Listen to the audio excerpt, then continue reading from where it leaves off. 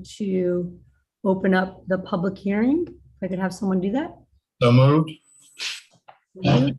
Isn't it already open? Thank you.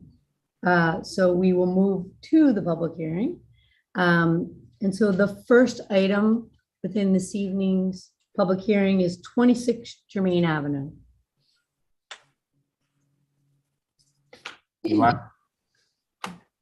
Hi, everyone. Thanks for having us back. Again, this is James Payton, the homeowner from 26 Germain Avenue.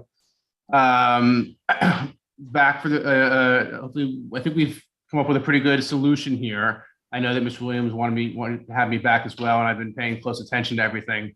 Obviously, I've left it in Lucy and her team's hand because they really, know it better than I.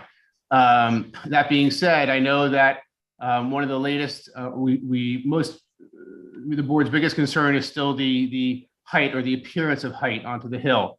Rather than just go back through everything that we've already been through, I think we're down to this one item. So we really looked at it really hard and analytical in more than a few ways. Lucy's team came up with a really amazing rendering that was painstakingly plots out the hill and everything you'll really see when completed, along with a full landscape plan. I know the first rendering was somewhat amateurish. It was, a different person I had used. Obviously, I didn't realize what, I knew there was concern on what we were doing, and that's why we came to the board initially, I think almost a year ago with the discussion item.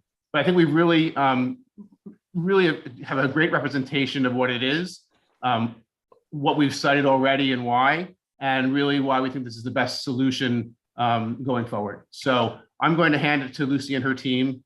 Certainly I'm here for questions. I know there's going to be a lot of back and forth, and hopefully this is the one that does it. So I'll hand them over. Thank you. And thank you for your attention to everything throughout we're going. Thank you. Could I please share screen with you guys? Captions. I'm disabled. Could somebody allow me? One sec. Go right ahead. They don't give me the share screen again. It's like each individual one now. Is it the whiteboard or this and that? How do I get the screen? Show all windows, is that what it is? Let's see what it is. No, I don't know why it doesn't let me do that. Is it possible to share screen instead of just the just each individual file? Right now, I'm given the opportunity only share one file at a time. Is it possible to give me the opportunity to share screen? Trying to share more than one screen. She's trying to share more than one screen. Lucy, why don't you just start with sharing one screen so then we can see it? Because it's important that I do side by side sometimes. I don't think we can do that. She's trying to share multiple screens so she can show side by side.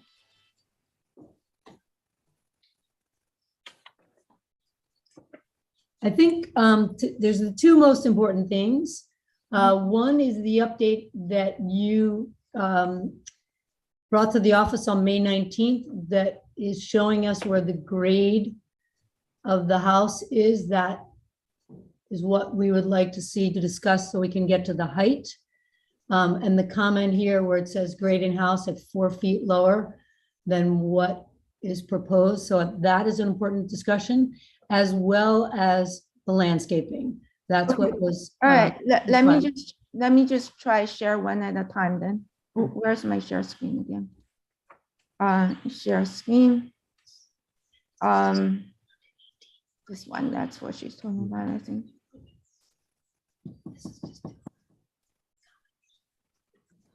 I think this is the screen that you were talking about, right? Is that Exactly. okay? So what the existing grade here, I'm gonna mark them, is somewhere here. Can you see the red lines that I'm drawing? Yes. Yes. 29, 6, and an 8. And then I'm gonna change into maybe a different color. Maybe we'll change into a blue one. So what we are doing right now is this line. Can you see it or not really? Yes. Yes, we can see it. It's a little light. Okay. That's okay. And that's at elevation 22. Is that what we're proposing? That's already 4 feet below the parking. That- correct? Yeah, let me talk. Yeah. So, and then Mr. William last time says, could you try, see if you could do the even more? So we did draw it up. I don't recommend it, but I did show where the line is. This is the blue line on the very bottom. So the that would bring you down to an elevation of 18. If you're going Correct. 4 feet lower Yeah, than the original correct. 22. Mhm. The red line is where this is the original grade. And the grade is like a rolling a little bit. It's higher in the park side, slightly Yeah. lower on his side, and it goes a little bit, even a little bit lower when it reaches Archambault. Yes. And then the cyan color one is what I proposed, which is 4 feet lower than the highest point on the western portion of the property. I think it's like a manageable for me to build retaining wall, and I will have a little bit slope, and then we'll start with the retaining wall. Additional 4 feet, it will call for 3,500 yards of dirt to be removed. That'll be like 250 dump truck of dirt. And it is like 4,900 tons of dirt. And it will alter the landscape so much that I really think is not really an optimal solution, because not only I have to move all the dirt, and I think the park, when you're in the park, you're gonna look at the land, it's all of a sudden is it's Okay, so much so- lower. It's about 8 feet lower than the park. And then you will see the retaining wall at this point will be 8 feet tall. I stopped at the park today, and I was looking at this slope and at the front of the yard. Oh, let me see if I can find it. Oh, you know what? You can only share screen one at a time. It's so hard for me to show you.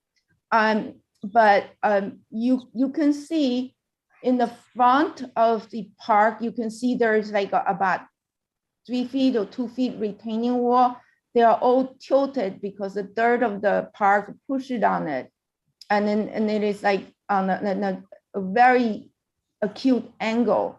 I don't know if anybody has looked at it. And if you want, I need to close this one and share another screen. But let me share my second screen, okay? I need to stop share this one and share another one. Is that how you do it? How do I do that? How many yards of dirt did you say? 3,500. Mhm. Share, you share. New share. Choosing that. Okay, it's my next one. Share. Okay, this is my this is from the other angle. You can see when you're asking this much dirt to be removed, it's hurting the landscape, in my opinion, because you think about it, 3,500 yards of dirt, 250 trucks to move, it's like 4,900 pounds of dirt. We basically we're flattening the hill. I mean, we may be able to bring the hill down, but there are other things come with it. The retaining wall, 8 feet concrete retaining wall, and then the drainage from the water from the park. How do we drain it? It's going to be all poured onto this property. And yeah, okay, and maybe I wasn't really clear about what I'm drawing here. The red line is where the current house is, and the black, of course, is my house. And then you can see the solid blue line is where I proposed, has a slight lower elevation than the park. It's about 4 feet down. So I have a little bit of 2 feet of a rolling, and then I will have about 2 feet of retaining wall. If additional 4 feet going down, you can see the dotted blue line will go all the way down. And that's a lot more dirt to hold. It's really hard to hold the dirt. And I know it's very hard.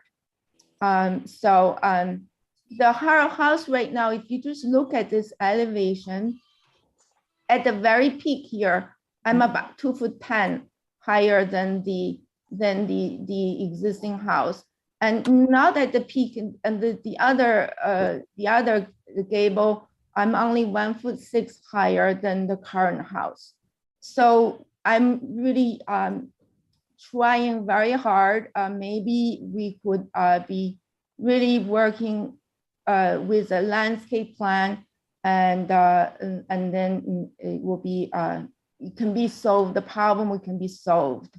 So let's go to the landscape plan. Can I just ask you, do you have a survey? I'm sorry. Do you have a topographical survey?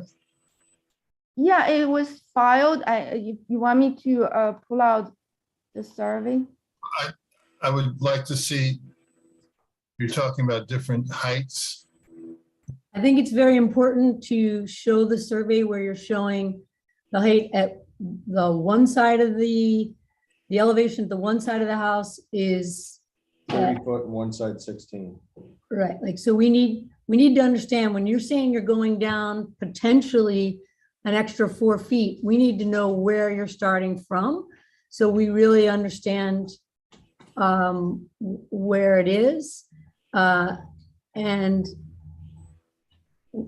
I know that you are talking about concerns that you have, but we are still at the point of the combination of the height of the house that you are proposing, in addition to figuring out where the elevation is going to be. We need to look at that combination. They are not separate. They are a combination, because when people drive by on Germain, this will be a very prominent house in the village. It's the historical village. I understand your property is technically not in the historic district. However, it is viewed constantly from the historic district. Therefore, this is why it's so important. So if you're staying at 22 and you're keeping the height of the house close to 30 feet, that's a combination of 52 feet, which is higher than any in the entire, and it's at the most prominent location. The only other one that is as prominent is the one right across the street. However, that level is considerably lower. Okay, can you see the survey? Yes. I shared, okay. Mhm. All right. The land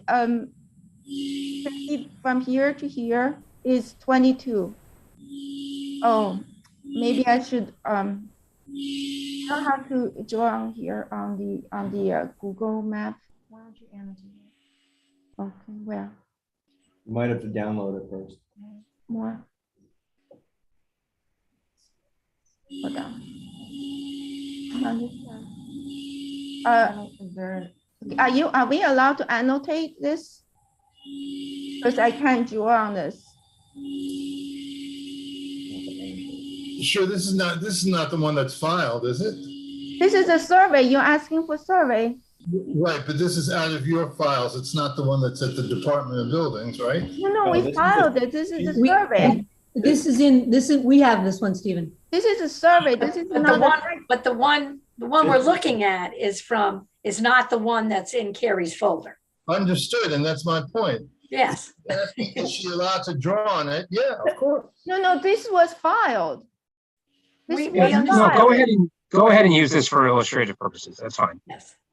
Okay, this was original file, so it's not the most recent filing. So you can see, if you look, no, this is a survey. This goes with the original filing. Mhm. You can see the elevation 20 is here. Okay, elevation 22 is here. Elevation 18 is at this point. Okay, if you look at elevation 18, you pretty much at the road, you're asking we completely level this ground. See, elevation 18 is right at this point. Okay, we are at elevation 22, which is where most of the property is at elevation 22, which is very, very reasonable for us to look for this 22. But from elevation 18, you are at this point. You can see from here to here. If you use the renderings, you'll see how the pitch actually hides the house. So you know, it's tremendous amount of dirt that you're asking us to move, okay? So I really would like to move on to show you our renderings and our landscape plans. And I'm sorry, this keep on jumping. I don't know how to control this. I'm so sorry, it's jumping around.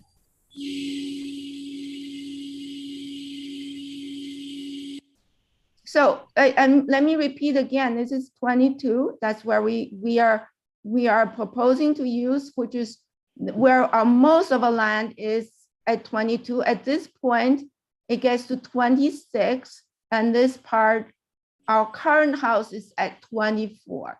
So we're lowering 2 feet, and we're going to do a retaining wall here, which is about 2 feet, and we let the land slope a little bit, and then do a little retaining wall. And if we push out more, which sounds good, but actually you see more of the house. When we show you the rendering, you'll see the hill actually hides the house. So let me just ask you before you leave here. And I apologize for the background noise.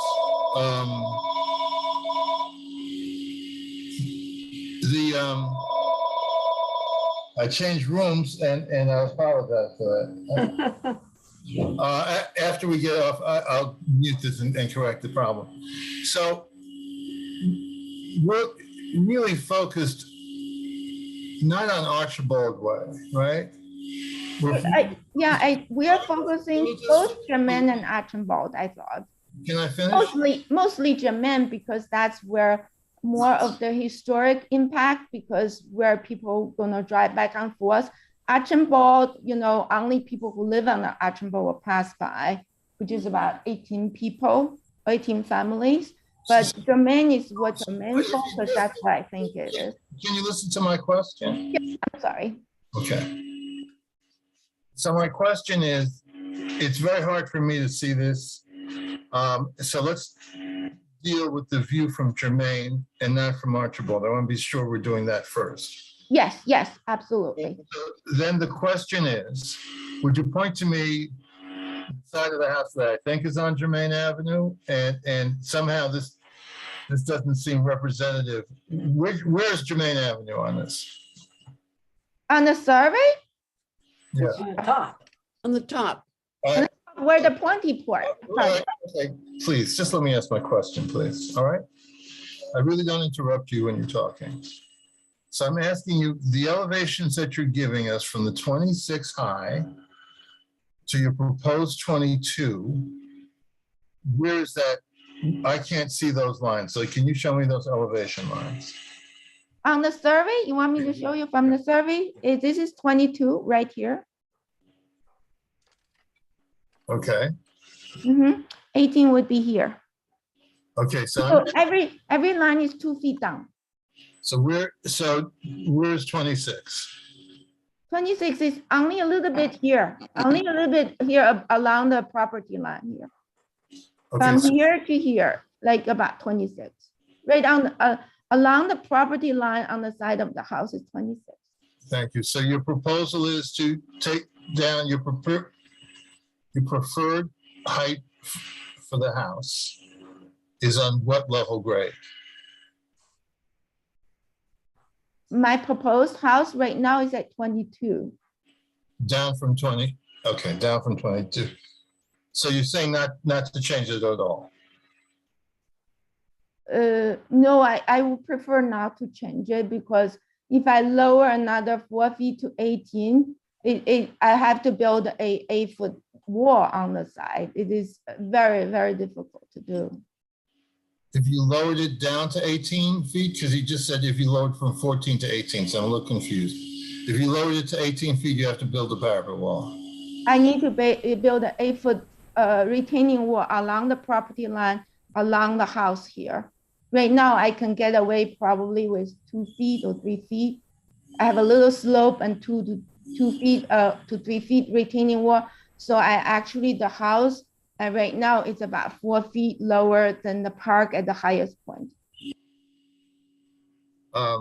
So maybe Mr. Payton can tell us, what was this unique design that you came up with? Is this what I thought was going to be some sort of compromise?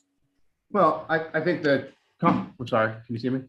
Well, I think the compromise, sir, is just, well, first of all, I want to show you the renderings, and I think what we know, it's a difficult property. It's certainly unlike any other property in the village, and we knew that there would have it has its limitations. We worked very hard to come up with something that fit. We first came to the board below all the zoning codes. We were never seeking a variance here or anything like that, just to say.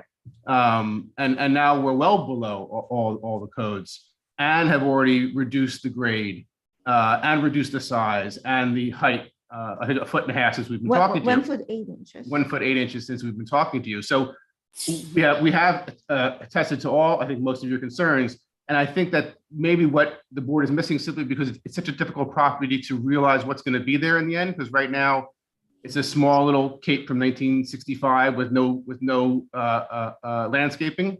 I want to preserve as much of that hill and look that we paid for. I don't want to get into a conversation about Sag Harbor and values and what's going on there, but it's an awesome spot for my family who were here, as full-time residents for the rest of our lives. That being said, let us show you the renderings, which I think, again, we put a lot of time into and are realistic waypoints of when we did about a 6-point virtual rendering of a car driving by in both directions. And I think it'll be quite eye-opening as we show it to you. So let me do a new share. This is so hard to do the new share because I don't know where my windows are. Okay, let me show do the map first or do the rendering? Do the map first so they see where we're coming from. Okay, where's my map now? Where's my map? Where's This one right here? No, where's my map? It's so hard to. Isn't it the PDF? No, that's not a map. There's a map. Your map isn't on the PDF. Hold on 1 second. I'm sorry, just hold on 1 second. I'm gonna get it.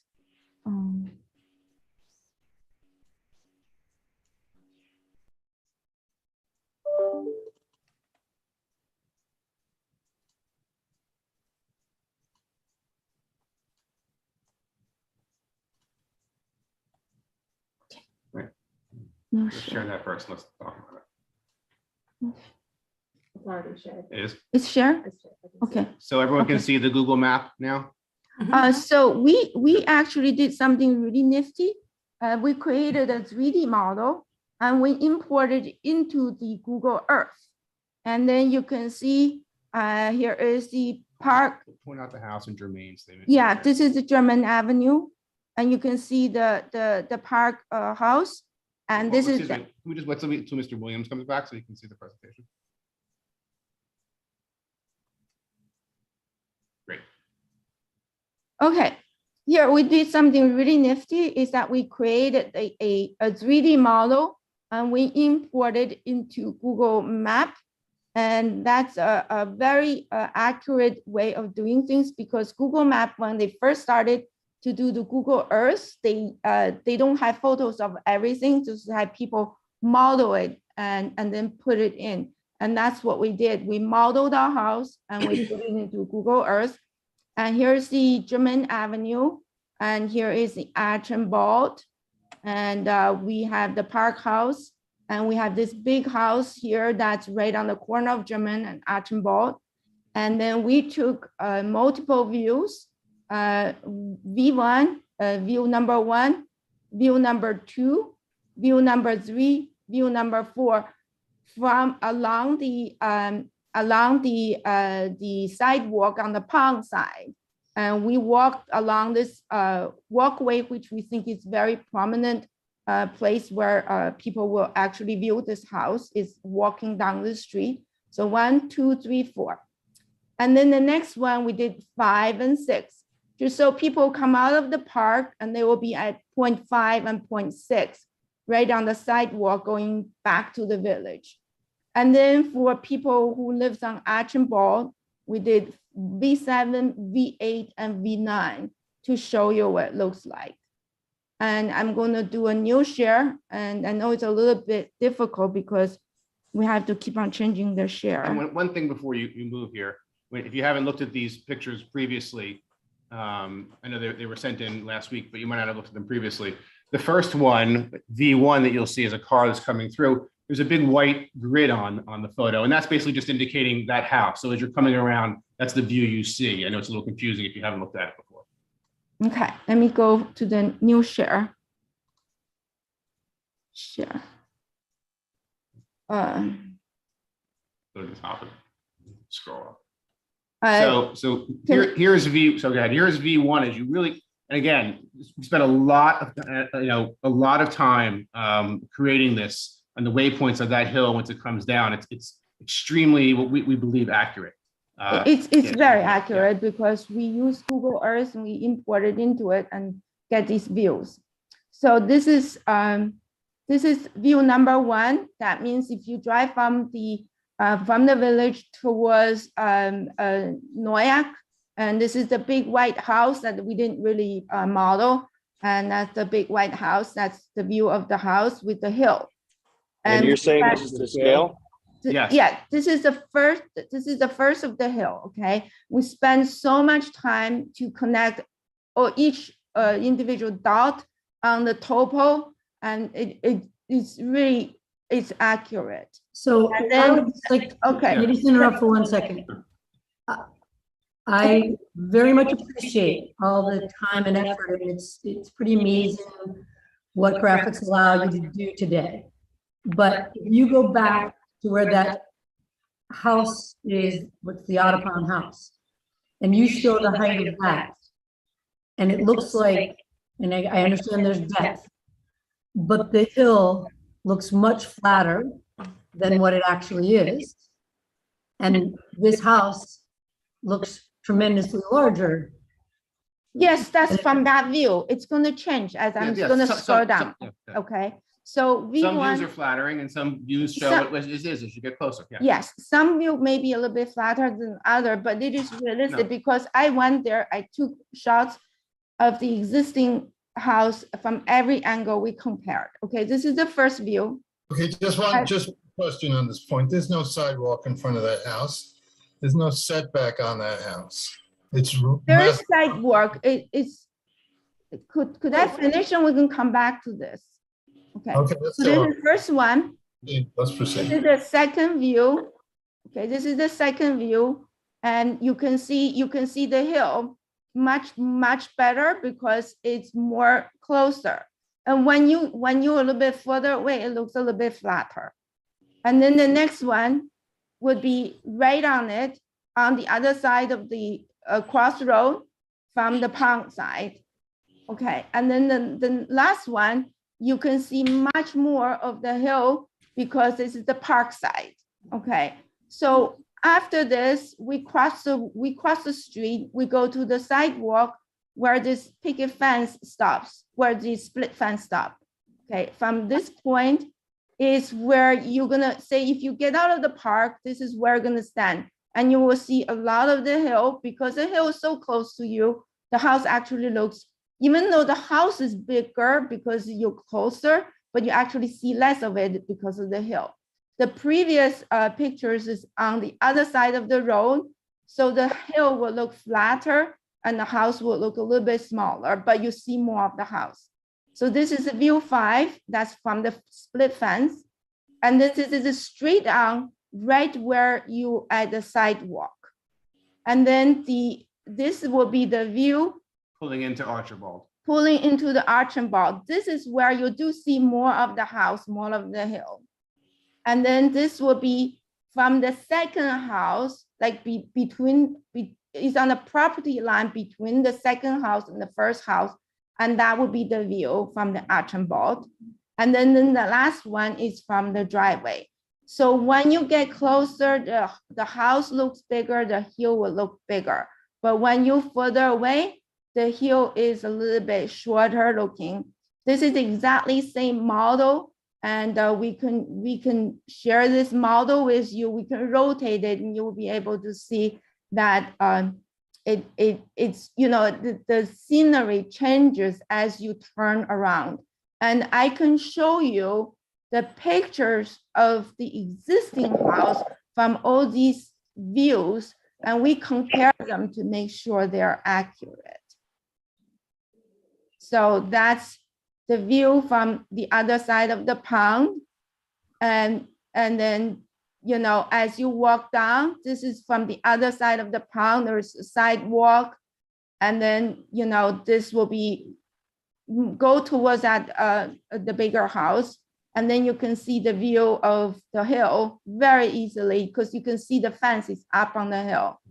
Okay, and then you can see when you have the big house, you see the Google Earth at this point is a little bit fuzzy, but there is sidewalk in the front, and then there is the road, the marking on the road, and that's where the view is. And we actually making sure we are not underestimating the size of the house. We actually try to make it bigger because we actually on the edge of the sidewalk instead of like further away from the edge of the walkway.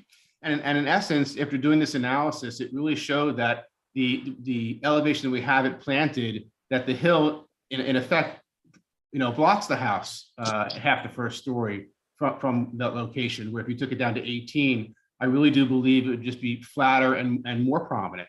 I think the topography helps to hide it really at this situation. The hill is gorgeous to me, and it's like a beautiful rolling hill, and it slopes from the park onto this property. If we raise it down, I think it's be a little bit more traumatic than not to lower. And as it is now, we would like to show you, you know, really an in-depth landscape plan that's certainly going to, I think, beautify the whole area. You know, right now it's just a barren hill. We're going to revegetate it with a lot of natural grasses that move on from the park. And we have a full, you know, plant list and everything very formally to present, which we didn't have last time. That was one thing that I think everybody was looking for. It's unfortunate I cannot do the share screen, because if I do the share screen, I have pictures of every angle as it is existing that I can do side by side. Then you will see how accurate the renderings are. And so with this, I would like to show the landscape plan. I have to share one page at a time, but maybe that's okay. So the landscape plan is that we're gonna, you know, the park has a lot of grasses on the side of the split fence, and it's very beautiful, natural looking. We'll probably do the same thing. We'll have like organic shape of just a field grass. And as the trees, I'm suggesting to build to plant a big ginkgo tree, and it's actually quite fast growing at the beginning, and it is pollution resistant. And so it's very good to be close to the tree, to the street. And then we have these 1, 2, 3, 4, 5 London plane tree, which is also very good for a planting along the street. And then we have a dogwood tree, a Japanese dogwood tree that's a late blooming. The white flowers just coming right now over a green leaf. And then this one, the big one, we want to plant it in front of the house. It's going to be a tradition, the most traditional vintage magnolia, which is purple, not the white or the yellow, the purple one. And then here we're going to do the cherry tree. I think there is a cherry right now. and it's very old. I think it's probably reached its end of life. We're gonna plant a new cherry tree. And then here we also have a cherry tree, and we will have crepe myrtles. And along the park, along the neighborhood, and along Archambault, we're gonna do hedges of privet and to create privacy for the house. Also to screen out the house for people actually drive down the Archambault. But we would like to keep the front part of the house like an open land as it is now. So we didn't really propose to hedge it completely with like a privet so that, you know, you can't see. So this is like still you can very much see through. So I would like to show the plant list. Where's my plant list? So plant list, the ginkgo tree is like a fan leaf. I don't think you need to go through each tree. Okay. We've had the chance to. Okay, Well, fine. if we look could at just go back to these. the survey, just one thing I wanted to. The survey or the site plan? landscape plan. Okay, let me go Yeah. back to the landscape. And maybe this is even in such a closing argument. I think that, you know, we understand the location that we're in, you know, 110%. We knew that from day one, and we knew that, and that's why we purchased the property.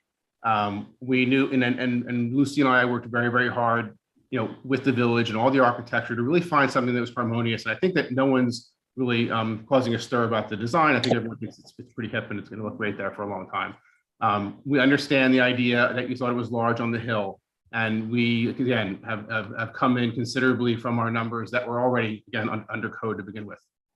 We have attested to as best we can, really hours together to show different, you know, garage configurations and why it didn't work. You know, we knew we had to lower the grade to make this house work, and that was part that comes with it. You know, I just think that we've come to so many different variations that I think that this works. I think that the landscape plan and now showing you the renderings, I think have assuaged some of your concerns that it doesn't seem as large. And I know people using this word massive, which I just simply don't think it is at just over 4,000 square feet, especially what's, now I know it's a different street, but what's going on Madison and other areas of you know, just outside the village or inside the village. Okay, so I think You know, you've heard so the points, and yeah. when you're making a comment that you worked hard to change the height, I don't really, I see that you come down 1 foot. Well, we've come down I think 1.8 since we first presented the plans. Yeah, the very beginning. Originally you were 54 total, I believe. And but that part of that was because the elevation numbers that you had provided were inaccurate. And so the height of the house, I believe you were what, 30? And now it's 28 and 5/8? Or is it 29 and 5/8? 29 6 inches. Right, so 29 and 6 inches when you were originally 30. Sorry, No, more no, than no. that, much more No, than that. Sorry, I will get the exact numbers. Since presenting the original plans, we are down, I believe, 1.5 feet. 1 foot 8 inches. 1 foot 8 inches, excuse me. Yeah. So the first round, when Wait, we just hold on. What you submitted, you originally said the ground elevation was 24. That was inaccurate. Chris, the building inspector, pointed out it was 22. And then originally you were over 30 and now what you submitted was 28 and a half.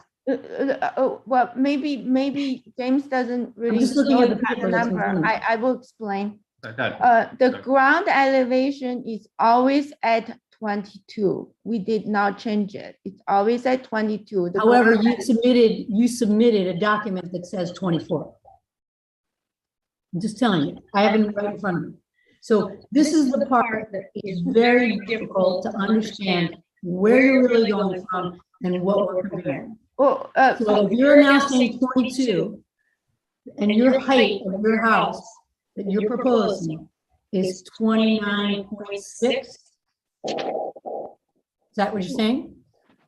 Well, what I calculate before is an average grade at 24 on the side because one side is at 22, the other side is at 26. In the past, when I worked with Tom Priato, he asked me to average it out. So Okay, therefore I where's the elevation going to be now? Are you going to have it flat at 22? yes, flat at 22.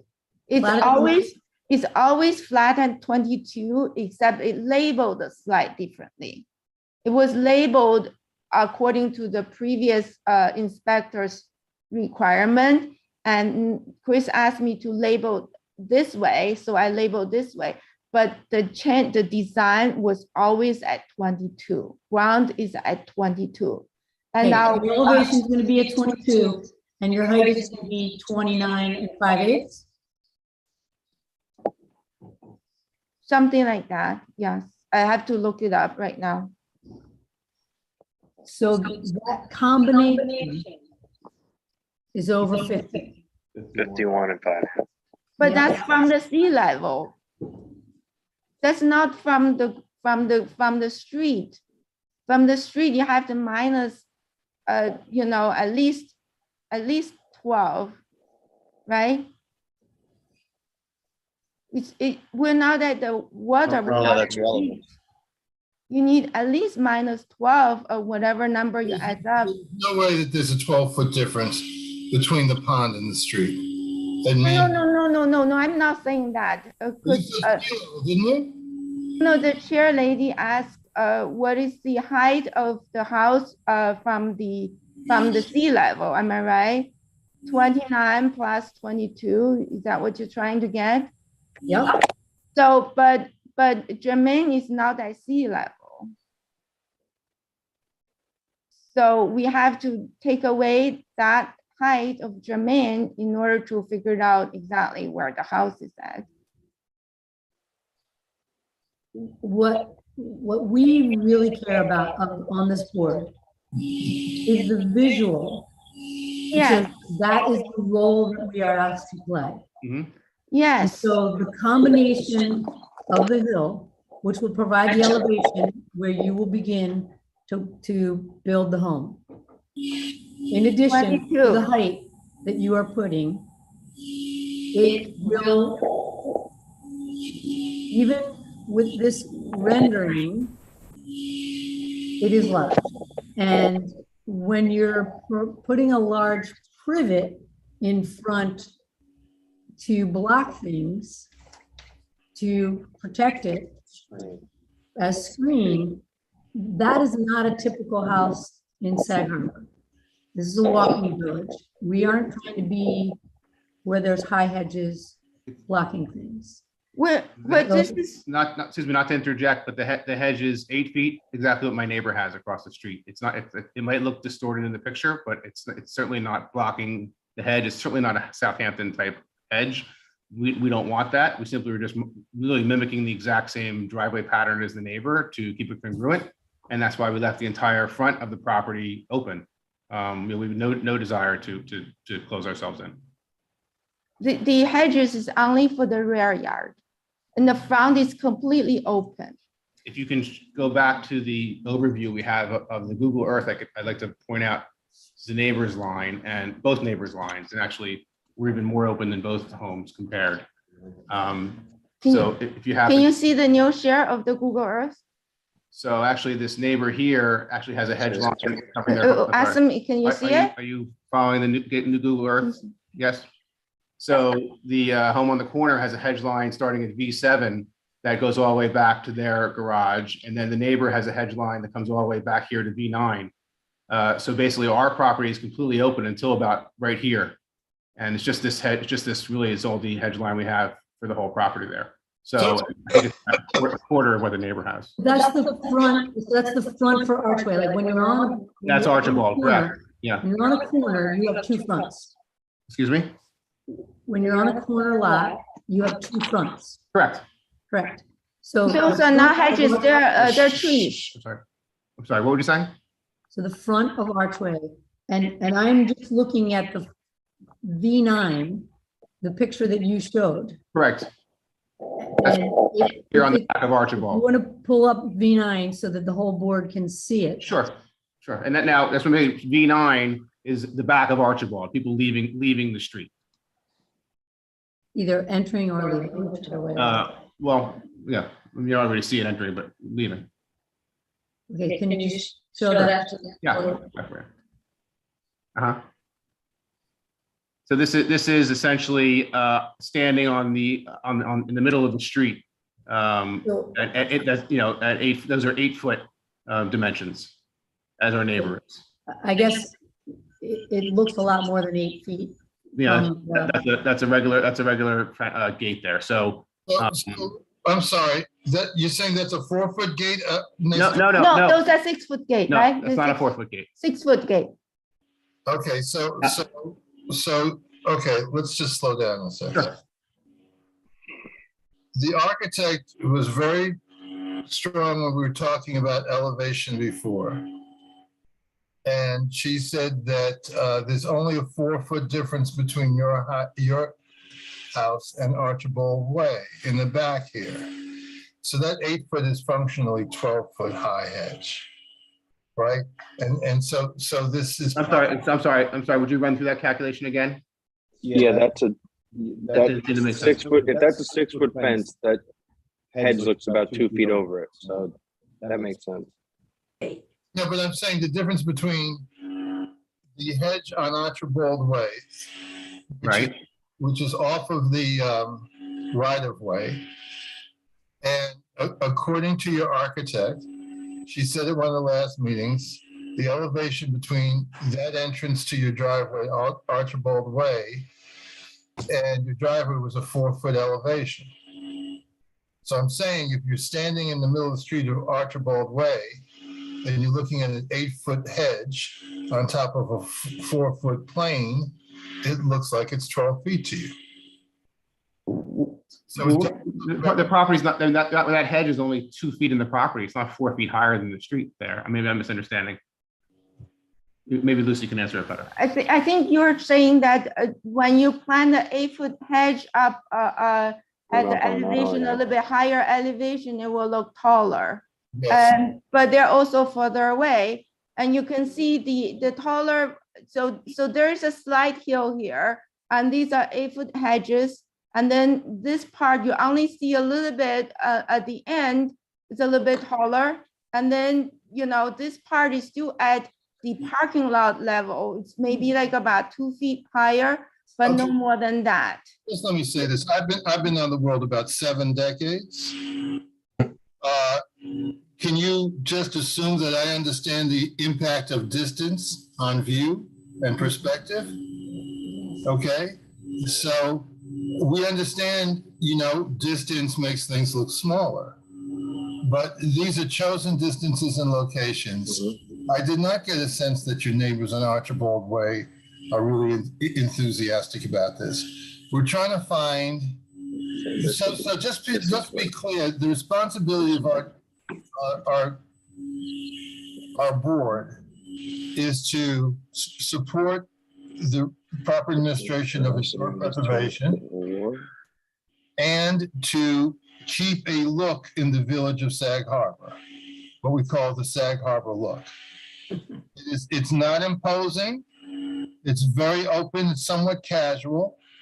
And as the chairperson has said, it's an open environment that being walled off by hedges, privet hedges, or other kind of living impediments to view is not really what makes Sag Harbor cozy. When we first talked to you, Mr. Payton, we made some simple requests, and you seemed to be willing to do it. We said, on top of a hill, a stark white house, maybe you could think about maybe something a little softer that's not so glaring and gleaming. And you said, yeah, okay, I can do that. And yeah, and then we came back and no, it has to be white. So the concessions that I was anticipating, I was really, because you seemed like, very amenable to blending into the aesthetic of the village. So you're really telling us that because you purchased this piece of land that it constrains you from conciliating with the mission of this board. Now, but not to interrupt you, sir. You know, it sounds to me like you're saying I've done nothing, which is not the case at all. I think that we worked very, very hard to find it. I didn't say you didn't do it. I didn't say, I will take the privilege because we're not getting paid to interrupt you. I didn't say that you've done nothing. I'm trying to say it's not substantial. Yes. So, you know, I don't want to, I'm not a professional architect, so, you know, or zoning authority. So certainly when we have come, you know, I'm not really know how to answer what substantial means. Our last meeting with you, sir, was, you know, I thought went very, very well. In fact, so well that we were, to be quite honest, really shocked how the previous meeting went when the chairperson, which just happened, not, I think, was absent, because, you know, we thought we did a lot of great work, which was recognized by the board clearly. And at the end of that conversation, it was reduce another foot, which we agreed to. And when we returned, now it was a whole new semblance of reduce the grade another 4 feet. So, you know, I think that, you know, I don't understand the path of that conversation. I mean, certainly it could go on and on. You know, we'd be delighted to sit down with you or even come to the property, and we'll give you the model that we made, which is correct. And we can look at it from every single inch and angle. You know, we feel it is not imposing. And we have plenty of neighbors who are happy to sign a letter and say the same thing. They don't feel as vocal as the gentleman Sammy 2 doors down, which his home is actually higher than mine in his grade, although it's smaller in square footage. You know, there's only a small portion that has hedges that are simply like the neighbor. If anything, it's very open. The entire property is open. So I understand you keep coming back with these points. I'm not really sure how to keep answering them other than, and I don't know how to answer those, rather than you just be more specific to what you're looking for. So you know that we're concerned when we look at landscape plans around pools, we're concerned about sight lines. You know that when we talk about second-story decks, they can only be in limited locations where it won't violate the privacy of others. Mm-hmm. You have a towering house on a towering piece of land. And so, you know, your neighbors in Archibald Way, if they don't have a hedge or a privet or something, you know, and most of these divisions between swimming pools and second-story homes are 14-foot,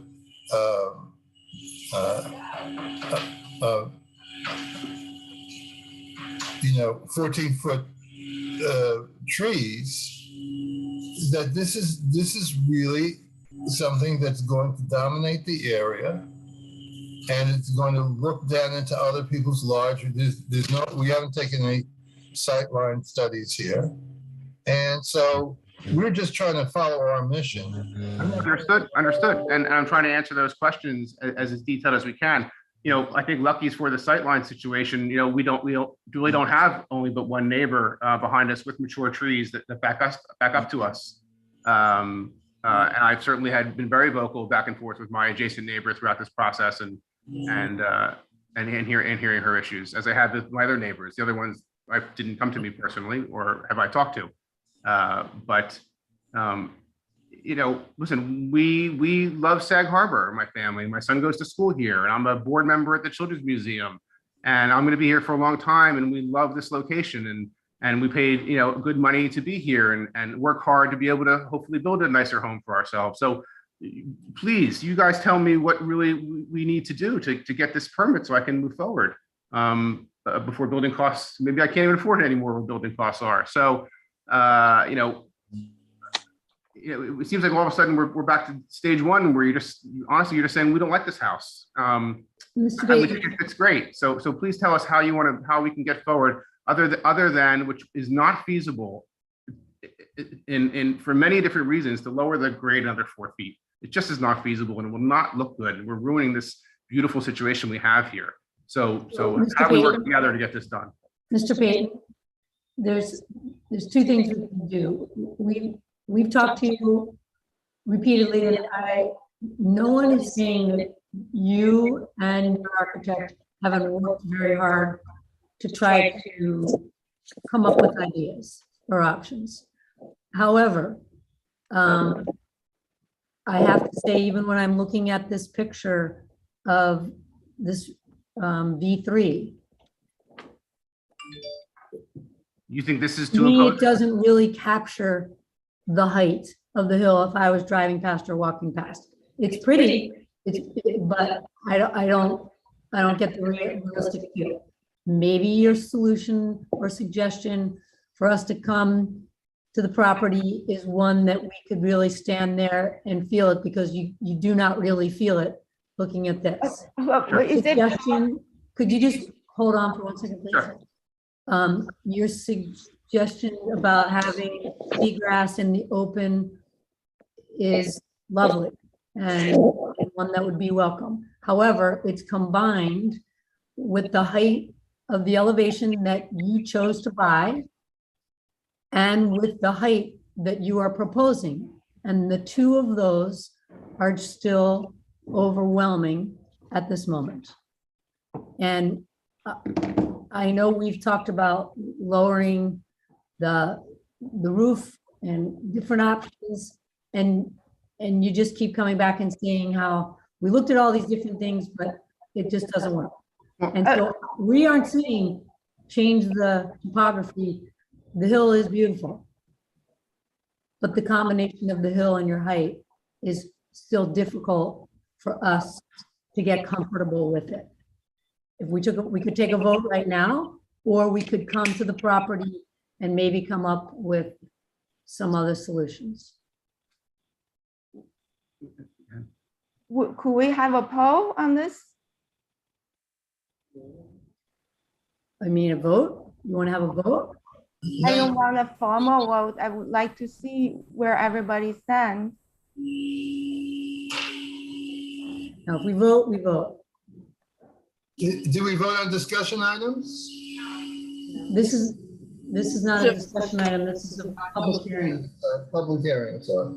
Harry, I don't, and again, we're not stepping on anyone's toes. We just want to obviously see where we are. And Harry, I'm not knowledgeable enough in this process to know what the correct vernacular is or process we may do. What I do suggest, and I would like to see where we really stand on this, is that I would welcome everyone to come to the property and see really what our limitations were, building envelope limitations are.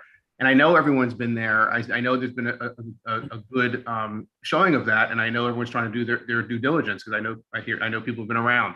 But I think if we could all meet there with my architect, and we could walk the property and discuss it and see what the retaining wall is going to be like and where everything lays out as is, I think that would do us all a lot of justice. But at the same time, I would like to see where we stand at this point with the board. I know that Mr. Williams certainly has been vocal where he stands, but just trying to be successful here. Is it possible that we meet the board and walk along the sidewalk together so I can show the renderings? And I do have pictures that I took. I just couldn't do them side by side. Maybe if we stand there and we can have the rendering printed out and we can look together and we can certainly set that up. The way it does work, though, only 2 members of the board at a time. I'm sorry, I didn't hear what you said. The way it would have to work is only 2 members of the board at one time can be there. So we could have 2 go, then 2 come, and then, so. We would be willing. The thing is that we really did try hard. We understand. We very much appreciate all the effort and the time that you've put in.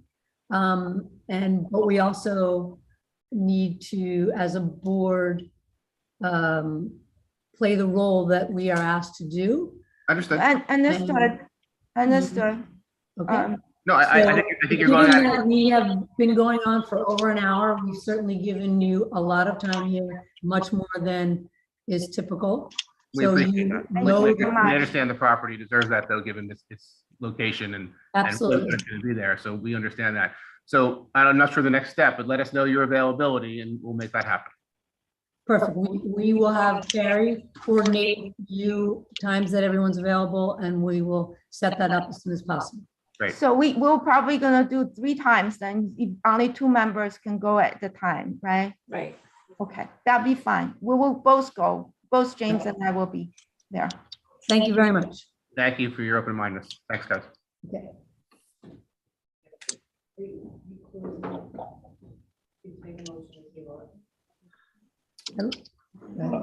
Motion to table 7 Marston Street, 12 Marston Street. No, 26 June. Okay, sorry. Motion to table 26 Germain Avenue. Have a second? Second. Okay. Thank you, all in favor? Aye. Aye. Thank you. And we are tabling the Marsden Street.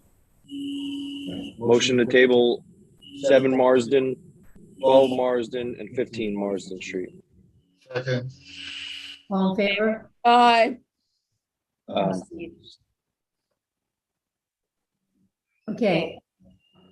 Now we can go to consent agenda.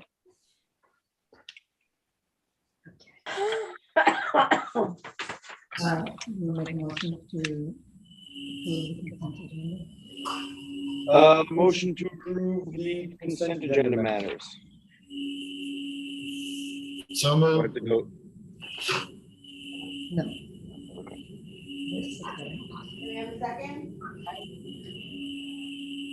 Steve second. Second. All in favor? Aye. Approve the 6 items on the consent agenda? Aye. Aye. Okay. Now we are going to open old business. And we are going to start with 207 Main Street. And the first item that we are going to discuss with 207 is the proposal on the windows, the insulated 202s. And so I'm going to hand the meeting off to Harry. Hi, everyone. Dennis Bounce, can you hear me? No, I'm going to hand the meeting off to Harry. Hello? Just hang on. So we have I'm going to read the board's resolution here, and I'm going to ask the board to vote after I read through it. So just give me a few minutes as I read through this, the board's findings, and then the board will vote at the end, and we'll go from there. Okay? This is Dennis Bounce. Can anyone hear me? Dennis, can you hear us? Yes. I'm Yeah, gonna I'm read on through the phone. My Zoom is not working. I had to come in by phone. Okay, I'm gonna read through the board's resolution on this application, okay? So we're not going to have any further discussion about the cases I submitted to you? No, the board there's a determination essentially on this, so I'm gonna read through it, going through the Yeah, different. I'd like to know when they made that determination. Was there a public hearing on it? It's being made right now. Excuse me? It's being made right now. Well, you said they made a determination already. I'm gonna read it and the board's gonna vote. Yeah, but I want to know when that was prepared. It's been prepared since the last meeting. When did they discuss whatever is in the determination? I'm not quite sure I understand what your question is. Well, what I'm saying is you probably got emails or phone calls from board members saying this is what they wanted to do, and then based on that, you prepared a determination. Yeah, that's occurred And since the last meeting. what I'm saying is that's a violation of the open meeting law. We're here now talking about it. All right, go ahead. Sounds like a railroad job. Okay. So I'm just gonna read from the top here. Please just hear it out and the board will vote. And then we're gonna go from there. So today is May 26, 2022. At our meeting today, the Board of Historic Preservation and Architectural Review for the Village Sag Harbor, we're holding it today. The following resolution was duly made, seconded, and adopted. So subject property is located at 207 Main Street, Village of Sag Harbor, New York, and is further identified by Suffolk County tax map number 90333-29, comprised of 6,328 square feet and improved with a 2-story residence. Whereas the residence at 207 Main Street, Sag Harbor is an important contributing building as defined by Village Code Section 313.5A, located within the Sag Harbor Village Historic District and is described in the National Register nomination form of 1994, Section 7, page 117, dating circa 1790 as a 2 1/2 story, 5-bay frame residence with 2/2 light wooden sash windows, aluminum siding, dressed brownstone foundation, and side gabled roof. This federal style house has an entrance framed by blasters with sidelights and transom around an 8-panel door. There is a circa 1900 porch and arched window in the gables. There is a non-contributing, extensively altered 20th century workshop on the property. And whereas a certificate of appropriateness application was received on September 3rd, 2021 for cosmetic renovation of a single-family house, new window shutters, new screen, new storm windows, addition of roof dormer windows, as shown in elevations, renovations of pre-existing non-conforming shed and rear yard, as shown in plans and elevations. Whereas this board conducted a site visit arranged and authorized by the applicant on January 5th, 2022, where the historic consultant and 2 board members examined the historic residence and windows. And whereas after much consideration, this board granted a certificate of appropriateness on January 13th for Part 1 approval. Not an approval at this point for the windows, but the approval was given for the following: reassemble an addition to shed as proposed with existing windows and red clapboard wooden planks. Number 2, add French door to the rear, on the rear, 3, proceed as proposed with rear door near small pool. 4, remove aluminum siding as needed to investigate and determine if original clapboard will be restored or replaced. The Vacan board will opine and determine. And 5, dormers as proposed with update on the rear of house only, no dormer in front.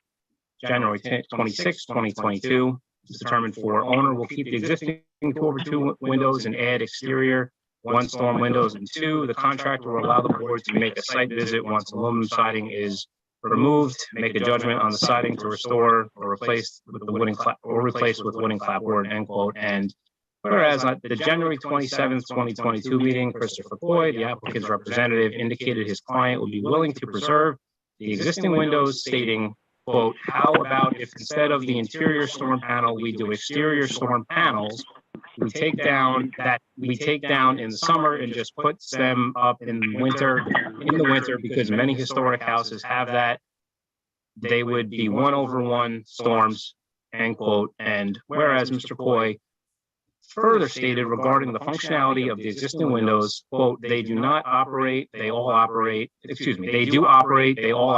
they just flat back and forth in the jams because they are so old, but we could take the sash out and either Dutch them in the sash or Dutch in the jams to tighten them up, end quote.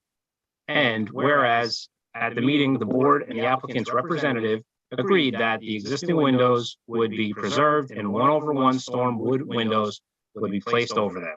And whereas thereafter, the applicant submitted another certificate of appropriateness application received February 4th, 2002, seeking to install new insulated 2/2 window units. And whereas the subject home is located on North Main Street in the very heart of Sag Harbor Village Historic District, described in the National Register as the major street in the district, stating as incorporating the most elaborate residences from the whaling era and noting some of the finest residences in the district line Main Street.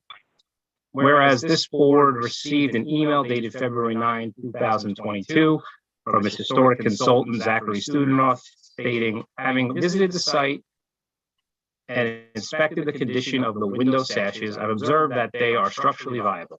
My recommendation is that the applicant preserve the existing windows and in order to achieve some level of heat retention, install either interior or exterior storm window units.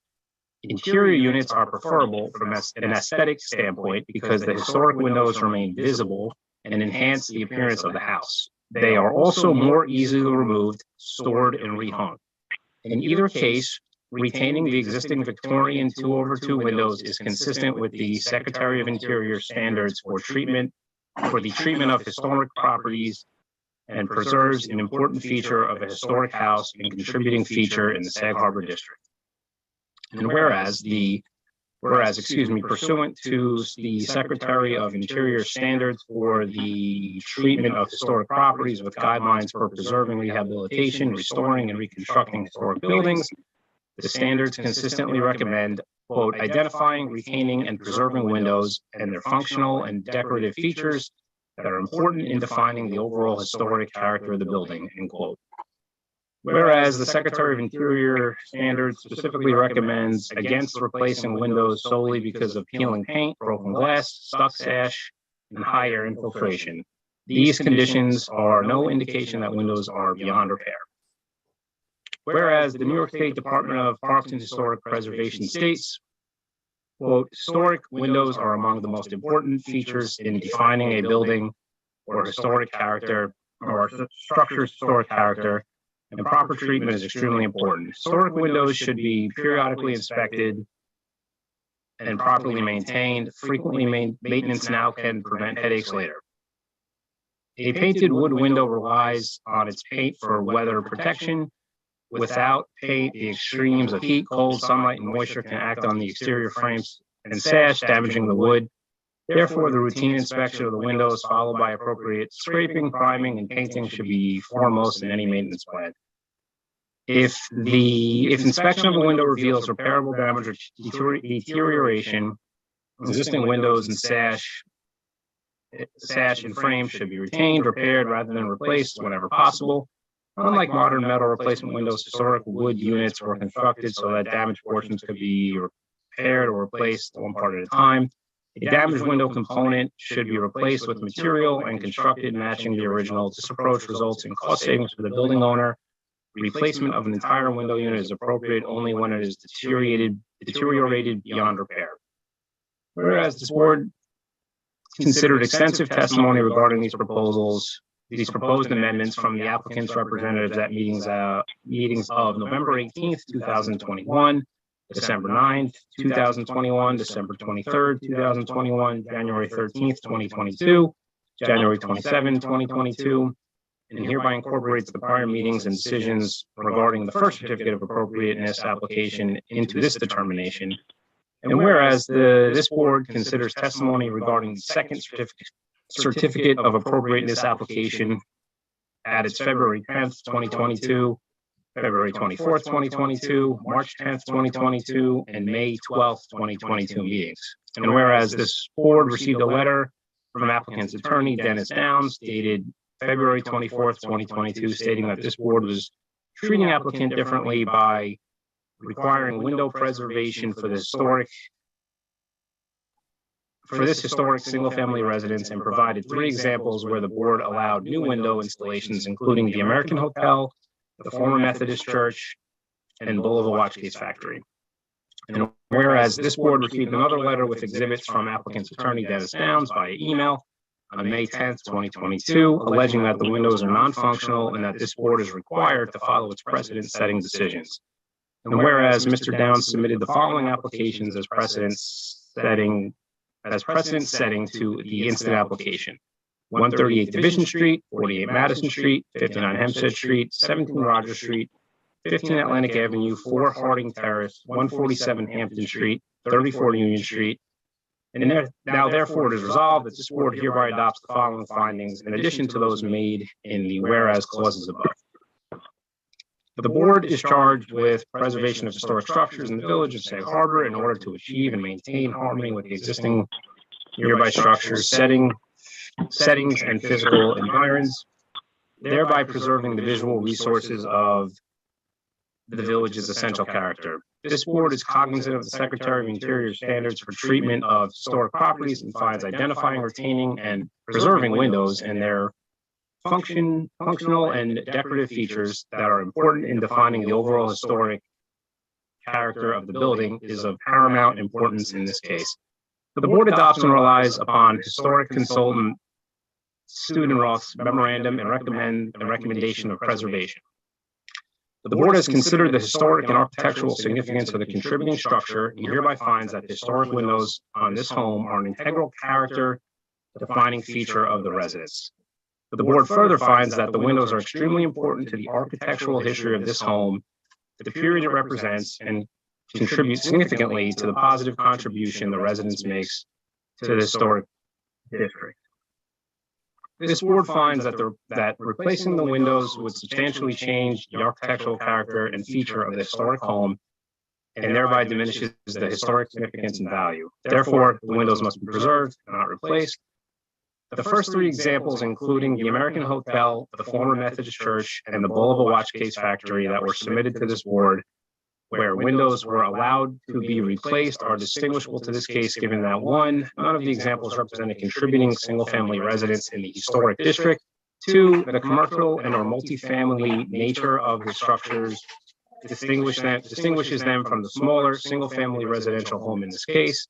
The number of windows and costs to replace and restore would have been significantly different, arguably more on the three commercial and or multifamily sites as compared to the subject single-family residential home.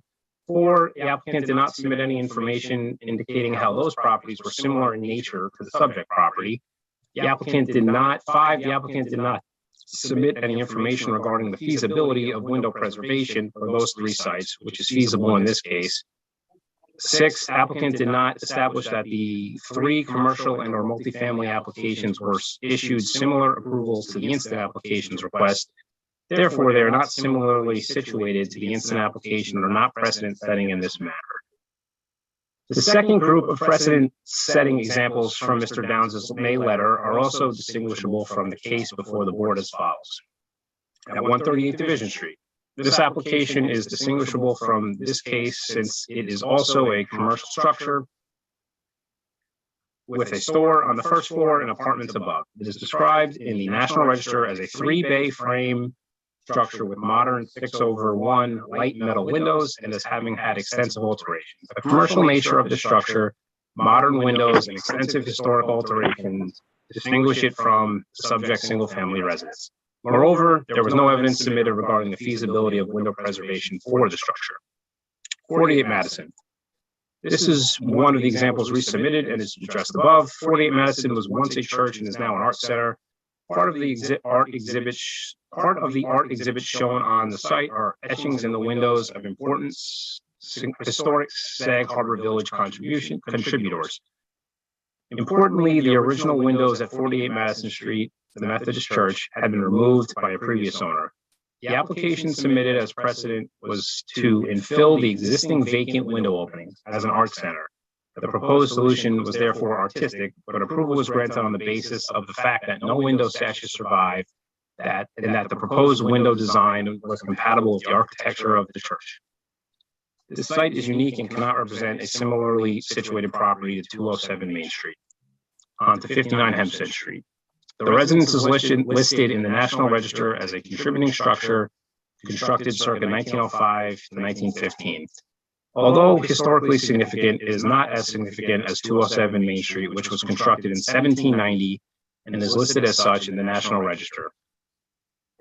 Regardless of Mr. Downs' allegations that the structure was reconstructed after 1790 due to a fire, he never submits when or any evidence in support of his allegation. Therefore, this board shall rely upon the facts provided by the National Register.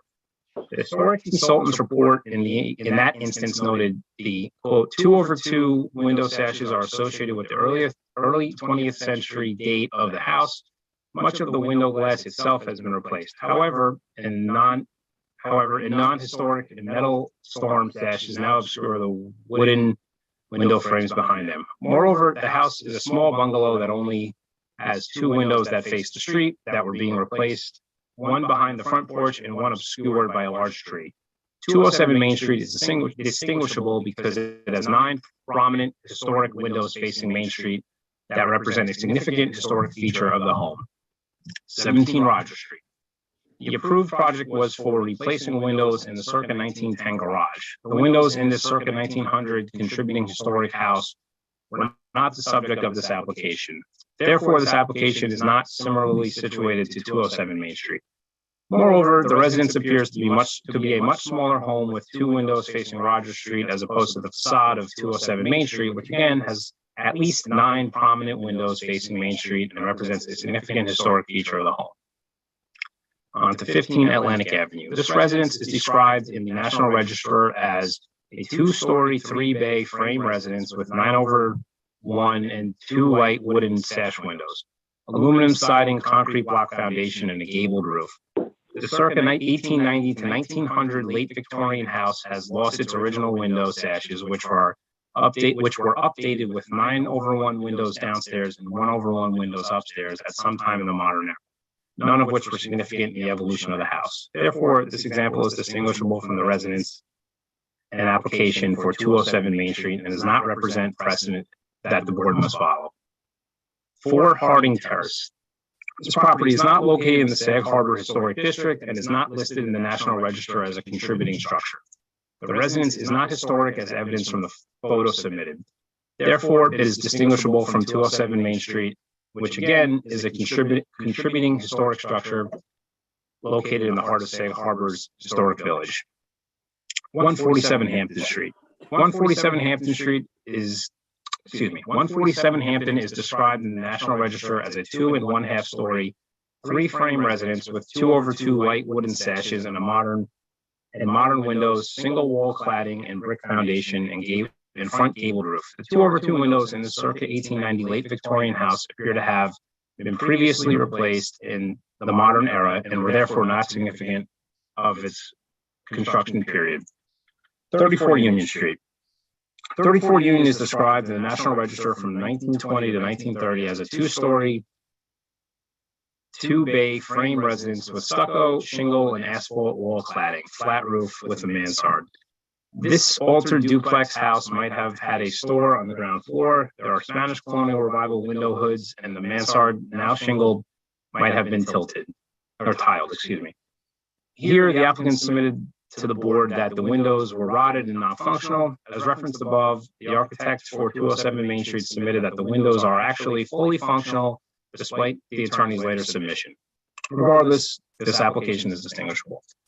Therefore, although the applicant submitted the above referenced applications where this board has allowed window replacements, each submitted example is based on very different facts from the 207 Main Street application and is distinguishable from the case of 207 Main Street as set forth above. Therefore, the determinations cited are not precedent setting in this case. The board routinely requires the preservation of historic windows, particularly for single-family residential contributing structures located in the historic district, and has required historic window preservation at 11 Ackerley Street, 32 Glover Street, 156 Main Street, 23 Oakland Avenue, and 16 Jefferson Street, among others.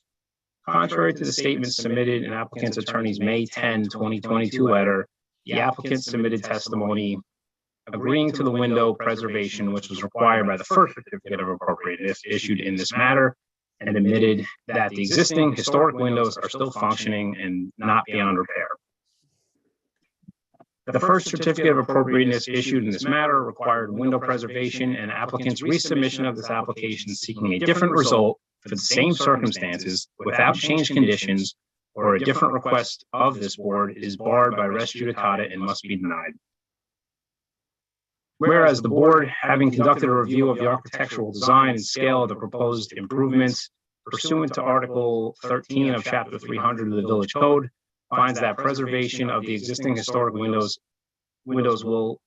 is integral to the architectural character of this contributing structure. Whereas the board is charged with preserving the visual resources of the village's essential historic character as set forth in Village Code Chapter 300, Article 13. Now, therefore, I'm going to let the board vote now. So.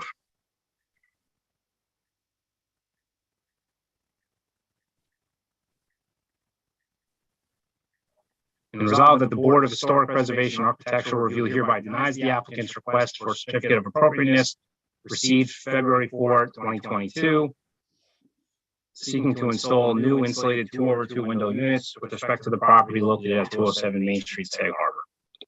So Harry, I believe we have to vote Yeah. after we have been provided with all the detail around the individual properties that Dennis and his team put together, and we looked at the differences between 207 and how it is a contributing single-family resident, and the prominence of being on Main Street with the windows that are very visible to everyone. So we went through each item, we digested it, we took the time, and now this is in the summary statement, and now it's up to each of the board members to vote. So I would like someone to make a motion that we could vote on the 2/2 windows for 207 Main Street. So moved. We have a second? Second. All in favor of the resolution? So I guess we should vote on the submission proposed by the applicant to replace the windows. That was their proposal, for us to replace the windows. So I would like everyone to either vote positive to replace the windows with the new 2/2 insulated as proposed by the applicant. And so for all those in favor of approving the windows, all those opposed? Aye. Aye. So with that, we have resolved not to approve the 2/2. And it's after doing all the homework that we've done, and after Harry read through all the detail that we absorbed from our historical consultant, and seeing the history and the role that the board is supposed to do with regard to restoring windows. So with that, we will move on to the second part Beth, of yeah, Beth, 207. Dennis Downs. Before you move on to the next aspect of the case, are you saying that these windows cannot be repaired? They have to be left exactly as is, and the only solution is some sort Not of at a all, storm Dennis. window? Dennis, if you have followed from when we approved back in February, it was that the windows would be repaired because they are operable. And as Chris stated in that meeting, that they could do the refurbishing of the windows as they are, and then the addition of either an internal storm or an external storm is up to the homeowner. And if you recall, we did approve that there would be a storm added. So that is Okay, where I just wanted to clarify that to make sure that this decision was not negating what you had previously said, that you can repair the window that's there. not at all. I just want to make that clear. That Understood. we have the right to repair the windows that are there, make them better functional, so to speak. Absolutely. And we part have of, the right to view, we also have the right to have an internal or external storm. exactly. And part of Okay, the historical preservation is just that, maintaining the windows so that they can continue to be operable. So to refurbish them, to maintain them, and the storms will add that additional preservation. Okay? okay, thank you very much. Absolutely. And so now we would like to move on to the second part of 207, which is going to address the deck and how we would like to continue there. So Chris, if you want to give us any updates or any change The idea there was the flat roof. And us understanding if there'll be casement windows or whether it would be the double hung, because I believe we went back and forth on that. And then also, when we talked about the height of the fencing potentially around the deck, we can have that discussion. But I believe if we're going down the decorative route, it would be more of an 18-inch to maximum 2 feet, because it would purely be decorative from the way the meeting was before. So I just want you to update us on where that is, and then we can have the discussion. Yes, good evening. You're substantially correct. We are talking about a decorative railing to ameliorate the appearance of that flat roof piece there, which was pre-existing. And we're talking about a roof, not a deck. And we are talking about double hung windows in the dormer, not casement, because we want to emphasize the fact that we're not creating a door to get out onto that roof.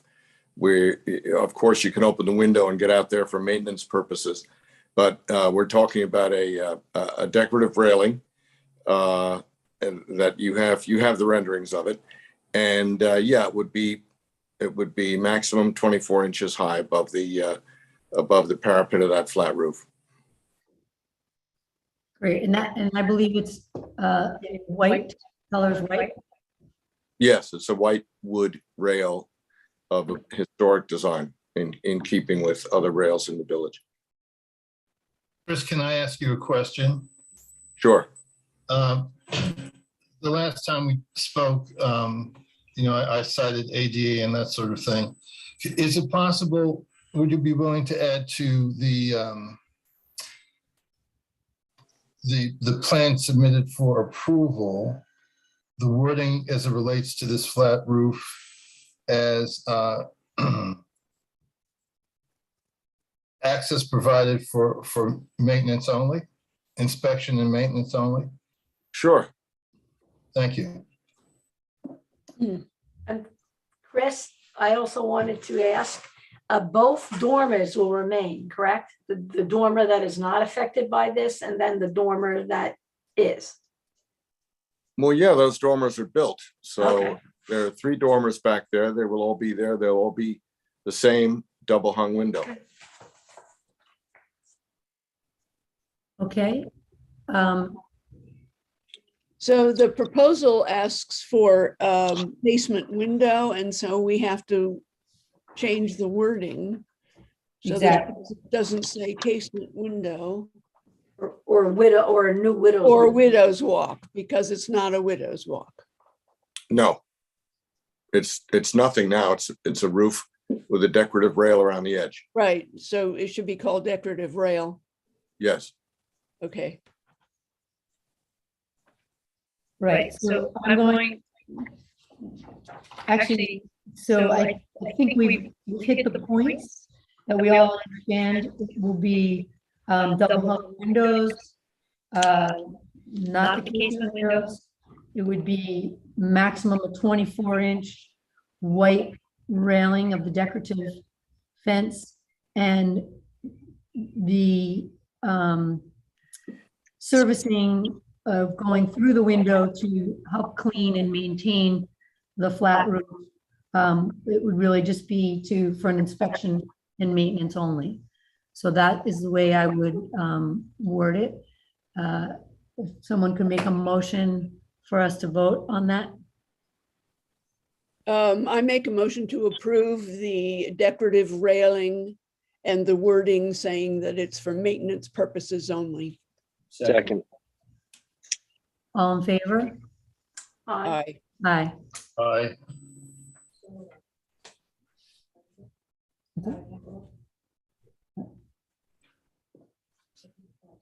No, we're going to change the wording. So Chris, just to be clear, because the application that was submitted has very different wording. Okay, so I will write in the certificate of appropriateness, the wording that we just discussed tonight. And then Chris, you would come in and initial those changes that we just discussed. Sure. And then the permit would be written exactly like that. So then it's completely clear and Sure. everyone's understanding, because certainly we do know that conversations with your neighbors, and then when we had input from Zach as our historian, that operative decks were not really part of homes like this, but the decorative piece, I think we're all very comfortable with. Hence our vote. So just so there's complete Sure. Clarity and that you understand. When would you like me to come in and do that? You can come in tomorrow. Okay, Anytime the office is open, it'll be ready, it'll be written up, and you can just initial it, and then Chris will do the permit for you. okay, great. Okay, thank you very much. Thank you.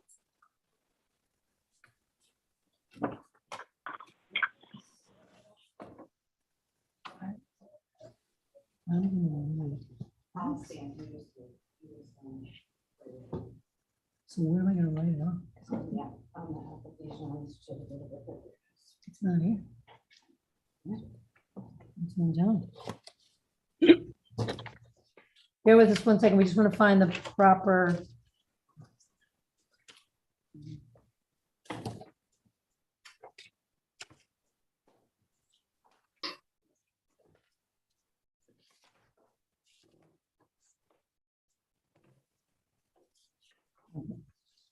So let's move on to the next one. All right. If we could now move on to 12 Amity. Hello. Start video. Hi, I'm Salvador Pearson. I'm doing 12 Amity Street. This is an amendment. We had a discussion last time about adding the 2 windows on the dining room, on the existing dining room. And the amendment is for a basement walkout. Should I open the drawings? Yes. Yeah. Okay.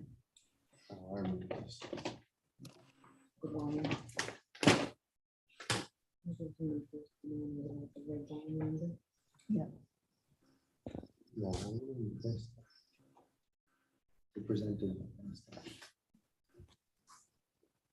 Should I go over what has been accepted before, or just what I'm asking for now? Just what you're asking. Just what you're asking for now. Okay, so we're doing we want to finish the basement is finished, but we wanted to create a entrance from the outside to the basement. So we wanted to do a basement walkout, as you can see on this area here. And also because we wanted to put a bedroom down in the basement, we require to have the window wells. So we're proposing also to put a proposed egress well on the opposite side of the house. You can see here in purple on the right hand side on the top, you can see what we proposing extra, not what is on the left, what is on the right, sorry.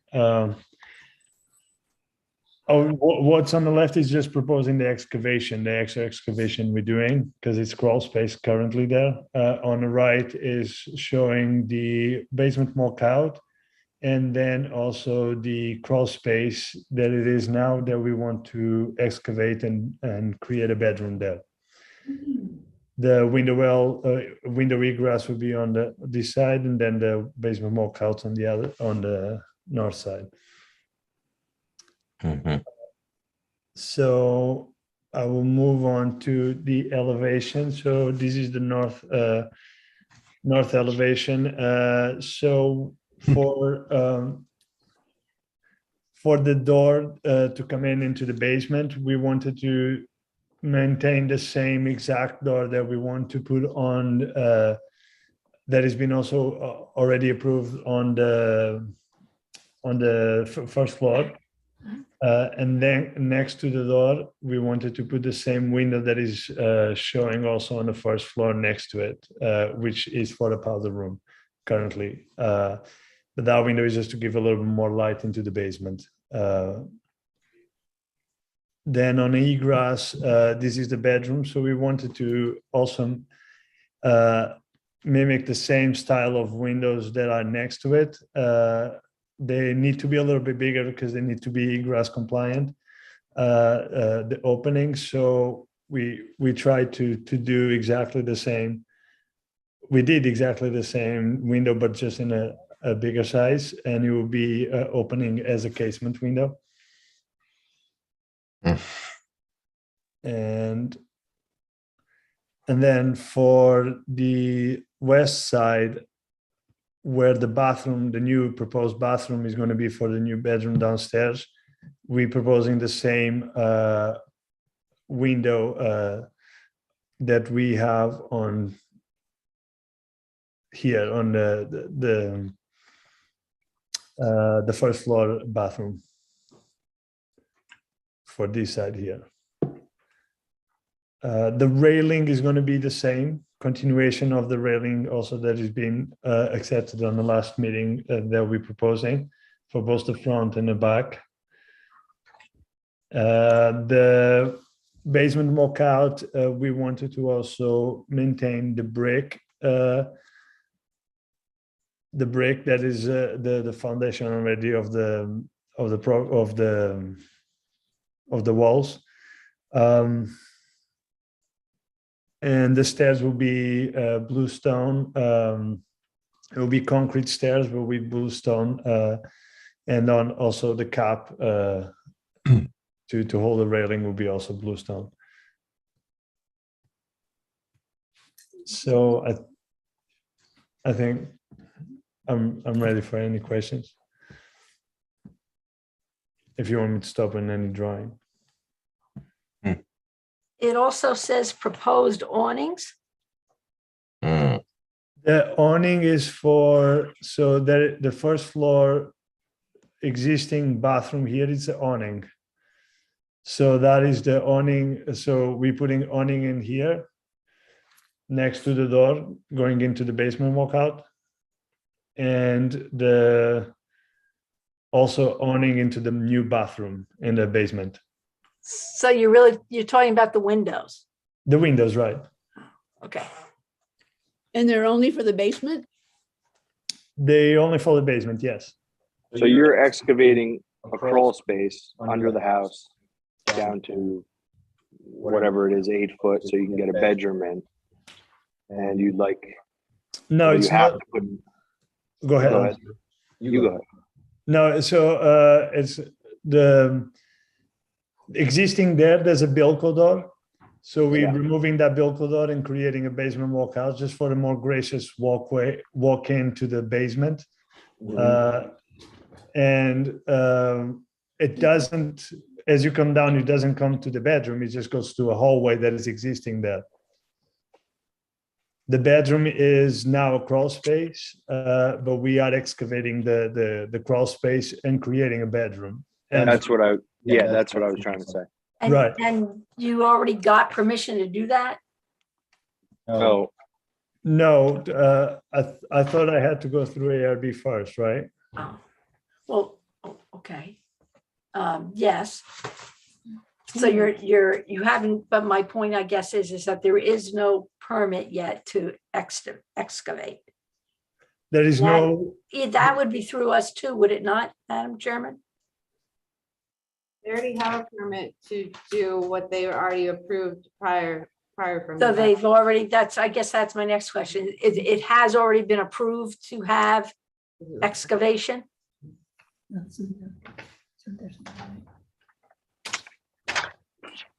So just to be clear, the excavation to add this bedroom is the new addition? And that's It's not why you're making the changes? No, it's not because of the excavation that we, I mean, it's remotely, it is connected also somehow, but by creating this basement walkout, it's just is creating a more gracious entrance into the basement instead of having to enter through the Bilco door. I see what it means. Yeah. I understand. So was the bedroom and the excavation previously approved? Was the bed, could you repeat that? Sorry.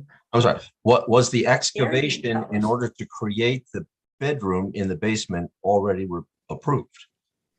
No, it's not been, so this is also through ARB, needs to be approved.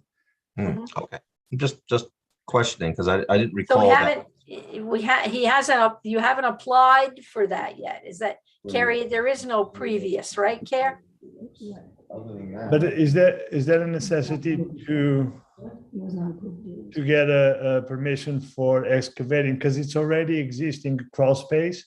So we're just making that, we're not changing anything besides just excavating it. Right, so you're here just for the egress well and the new walkout. Exactly, the egress well and walk, that's right. Okay. And awnings. Can I just, but I don't mean to delay the discussion, but a crawl space by definition does not exist within a full foundation, which Right. runs as deep into the ground as would be necessary to support a room on the basement level with sufficient height to stand upright in. And so from a structural and a preservation perspective, excavating within a crawl space to create a full cellar involves the Underpinning. underpinnings. Thank you, Christian. So there's more going on here. We're not talking about a request to upgrade the appearance of a cellar space to be used for occupancy, etc.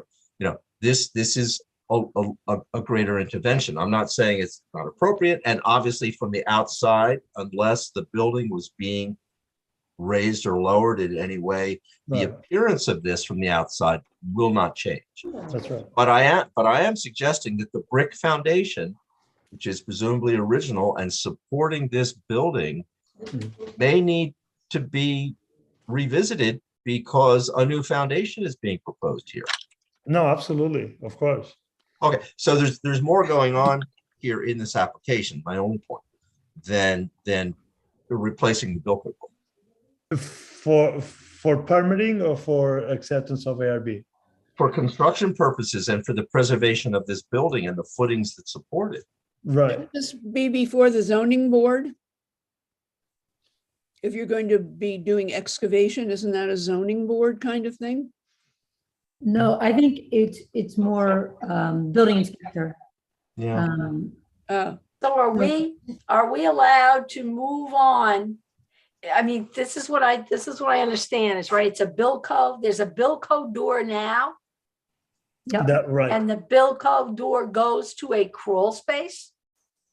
No, it goes to a full height basement. But let me show you the plan again. Yeah. Yeah, that I didn't understand that.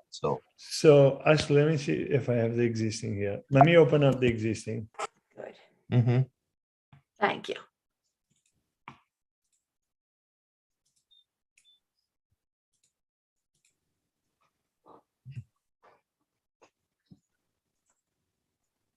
No, that's what's new. Right.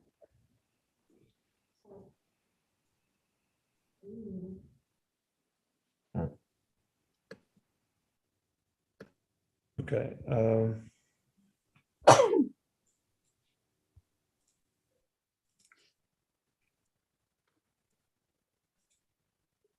So this is existing, what's existing right now. So that is the Bilko door right here. That it goes down into a full height basement. It is it is already finished basement. So this is the mechanical, where the mechanical stuff is. Then you go through the door, and then this is like a recreation room. It's completely open space. And then there's a storage room right inside here. And then this is the laundry area. The crawl space is on this area here and on this area here. Isn't that weird? Well, So I guess my question is, can we give permission to, do we have to vote on changing the crawl space to a? No, a that's full not really basement? our responsibility. That's really the building inspector's responsibility. Okay, So it's for us to vote on the change of the look from Bilko door to now having a, much prettier access. And now that there will be these windows that are going to be matching the other windows. and their egress windows. Yes, as well as the awnings that will be there to provide. I don't know if I'm not sure about, well, whatever. I don't really know if there's going to be awnings on it or not, but I can show you again. I think it's just the window, right, sir? So it's, let me show you again. Let me just pull out. So awning window is just the window that it will open up and it's. Okay, so it's the kind of window. All right. It's not I an got awning. That's a jealousy. I'm not talking about an You were awning, gonna put an right? awning on the bottom. Right, of it. I see what you Okay. mean. No. Okay. That's a jealousy window. Right. It's the window that it opens up. Yeah. I Oh, got thank you. goodness. Stop. I was gonna ask you what on earth you were gonna put an awning over a basement for. Right, no. Okay, so that's a want it jealousy. darker. Okay, we got it. Okay. So can I just ask one question? Sure. Your more elegant stairway exit that's replacing the Bilko door, is it going to extend? Is the last step going to be outside of the existing perimeter of the building where the Bilko door threshold is? It is going to be passing, yes, it's passing the Bilko door. So, So the only question is, I don't know about the setbacks and your side yards, and also whether your emergency egress window. Usually those have some sort of build out for a couple of feet towards the sides of the house. So you just might want to verify that that doesn't require any zoning variance. right. So for a basement walkout, from my understanding is it doesn't need to follow the setback, the property setback. So wait. You're teaching me something. So it's not true. Okay. So the other thing is,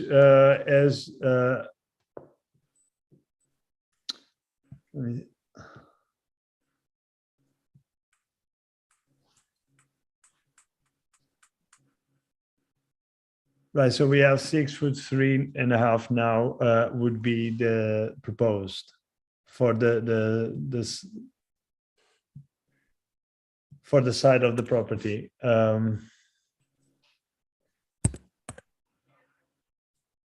So I believe it then follows I will confirm that for sure about the setbacks. Well,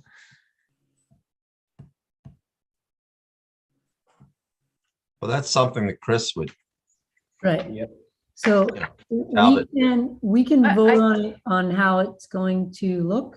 Yeah. I mean, right, I don't and then think I don't think we would be seeing this. I might be wrong, but if the No. setbacks weren't, if it wasn't in where Yeah. it's supposed to be. Yeah. Would you agree, guys? Yes. Okay.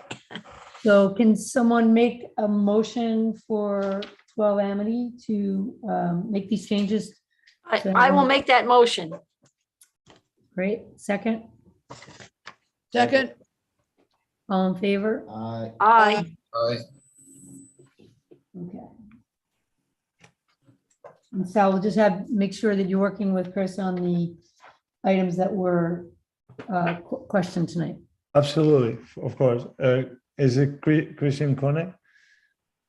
No, not Christian. Oh, I'm but sorry. With the building inspector, sorry. between Oh, Chris, Christian the and building Chris. inspector, for sure, yes. Yes. Yes, sorry. Okay. He's Chris, this is Christopher. Christian, yes. Christian versus Christopher.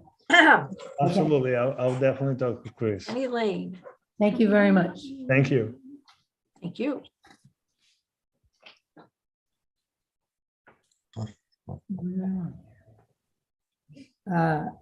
286 Main Street, please. Like a herd of turtles. Hi, good evening. Sal Cicerelli, architect for 286 Main Street. Great. I'll share my screen.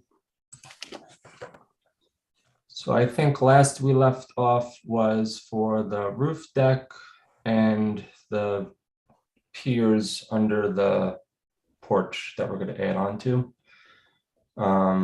So I'll start with the porch. That's a little easier. We did a 16-inch square pier under the porch with a square lattice in between those piers. So this is the Main Street elevation, and this is in the backyard. And there's one more elevation on the side yard towards the pool, which is here. And then in regards to the roof deck, we did receive one letter back from 7 Glover Street, which is, I guess, the neighbor that would have the most visual effect. They're on this kind of this side of the roof deck. So if I just went to plan quick notes, or I guess even the site plan. 7 Glover, the neighbor back here, and our roof deck would look out that way. So that's the one letter we got, but I don't know if that's enough for you, but that's where we are. Did we saw the copy of the letter, everybody? Yes. Well, yes, it was emailed to us. Yes. And can you just, someone just read what they said? Here we go. Okay. All right. That's what I thought. I think that's where we are.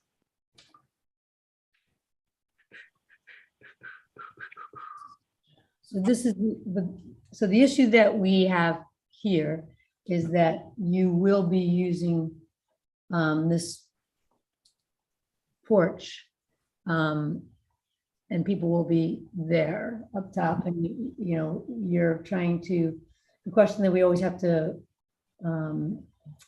be concerned about is the privacy.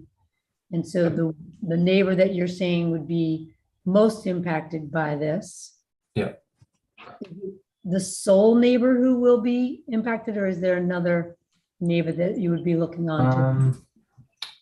Let me see if I can stop my share for a minute. I'll just pull up a Google Earth quick, maybe that'll help. Yeah, that'd be great. So Sal, you reached out to like all the neighbor to the right, the neighbor across the street on Glover, and Yes. the other that wrote the letter, right, or wrote the note, and then behind you. Yes, so I'm just trying to. And then this was the only response that was received. Yep, so we reached out to one next to us, this north of us, across the street from us, and this is 7 Glover back here. And this is where our roof would be. Madam Chair, can I make a quick comment? Yes, please. We have had on the same agenda just a few minutes ago, a comparable request to construct an accessible second-story deck on a historic building. And the issue there, as far as I could see, had nothing to do, or very little to do, with the opinion or approval of neighboring properties. It was the incompatibility of the architectural change to the structure itself. And unlike 207 Main Street, in which the second-story deck was tucked behind the building and in fact difficult to see from the street, this is a corner lot. And anyone who turns on this corner and drives up the street will see this occupation on the second story of this historic building in full view. So I feel that the architecture is being compromised. It's not just a use and an imposition upon the privacy of the neighbors. It's a visual impact on this historic contributing building, which is on Main Street. So it is virtually identical, except I believe a kind of an exaggerated instance of the incompatibility of installing an architectural feature of this sort on the back of a historic building. That's my opinion. I mean, if I could just, just one thing, I mean, it's whether it's worth anything or not. So I'm just going to go back to the street view quick, if that helps. So, right, so this is that line of the roof. Mm-hmm. We're going to push back, I want to say 3 or 4 feet, and I'll get the plan out.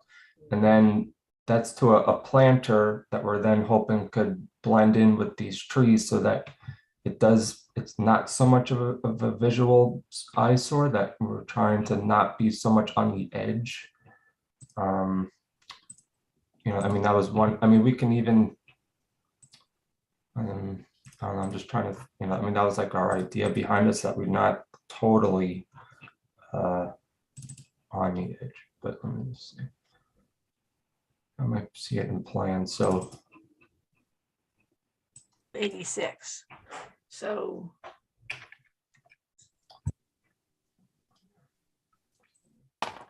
yeah, so if you have this, like, right, if that's that coat, that crown line, then we're coming in quite a few feet, then a planter to hide the railing, and then we start us. So whether that helps or not, but we're trying to be off the edge of it,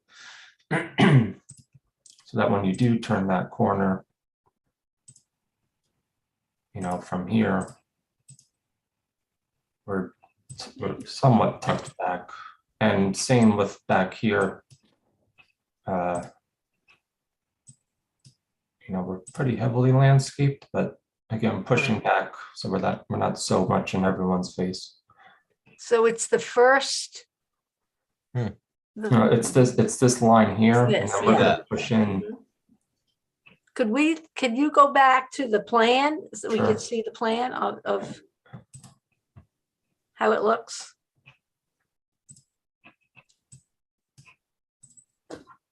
With it on? So I remember seeing like. Oh, you want the landscaping, I'm sorry. trees behind the, now you can. That's the back. It's the side. This is the Glover Street side. Yeah, there you go. And we know it's tall because we need the 36-inch railing, but the idea is that it's pushed. It's hard to see on a flat elevation this way, but again, that's the idea of the planter, blend in with those trees. You don't see the railing and the people so much. How do you get to this? So there's a casement window there now. That's also used for, like, there was a HVAC air handler or condenser out here that was being maintained. So you can use, let's say, this casement window to get out here, and they would do the same. They would just leave it as a window, not a door. So how big is the deck? What are the dimensions? 15.3 by 12.9. Yeah.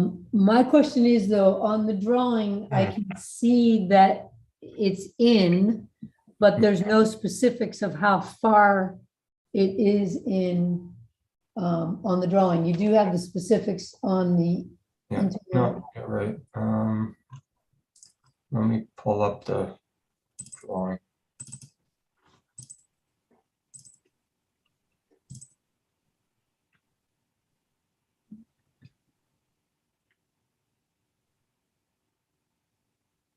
So while he's looking, Zach, Hmm. to be clear, this is not an existing situation, right?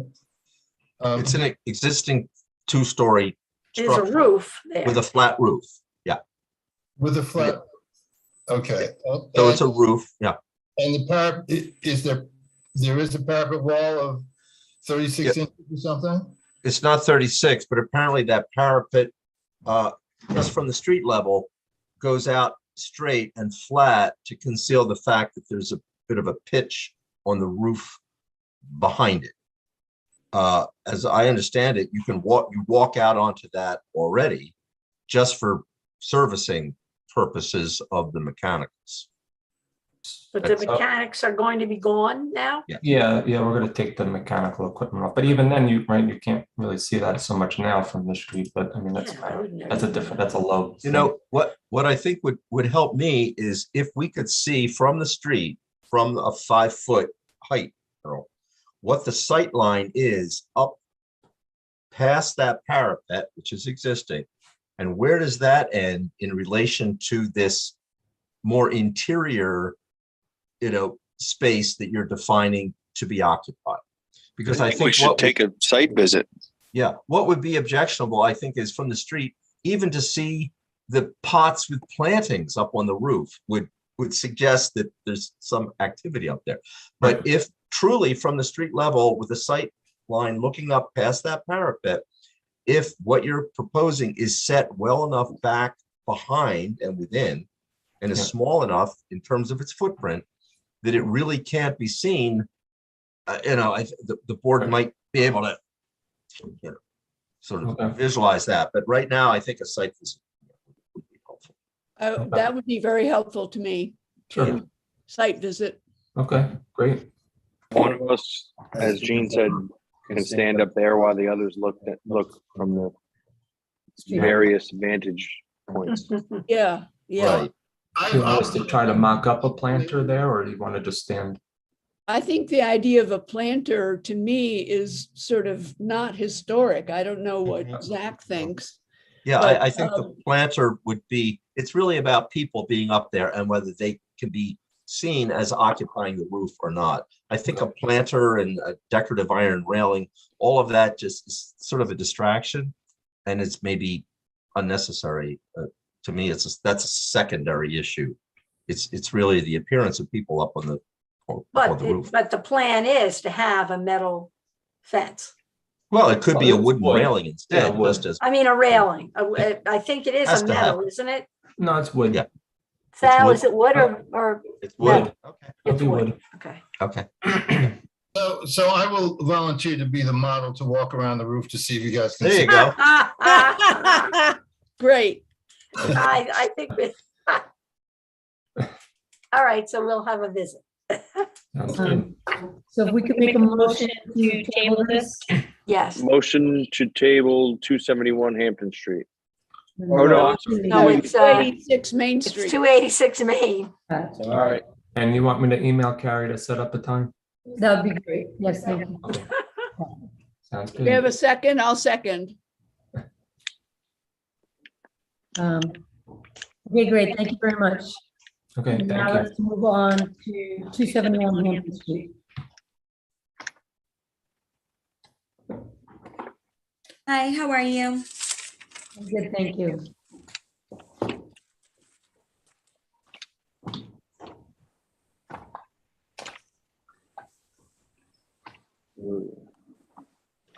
So we're here tonight for 271 Hampton Street.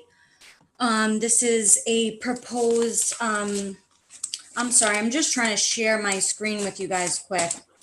Hang on one second.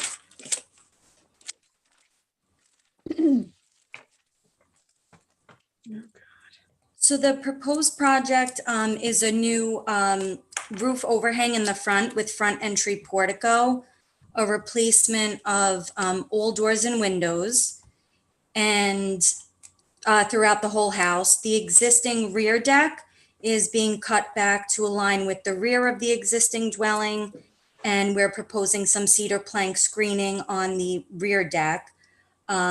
So what I have is the provided and requested front elevation of the existing dwelling. So let me pull that up. Don't know why I'm not able.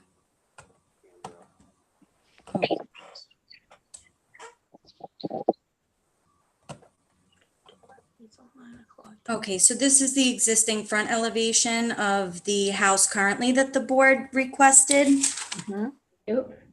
Also then provided was the updated plot plan to show landscaping as well as the tree count and the tree spacing. Okay, so can you guys see this one?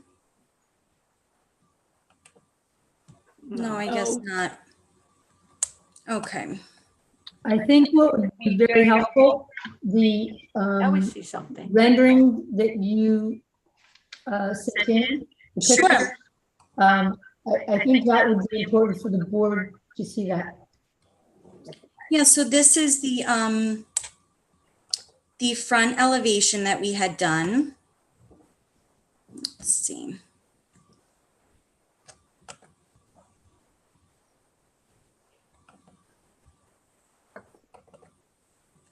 Okay, you guys can see this rendering, right? This front elevation? Yes.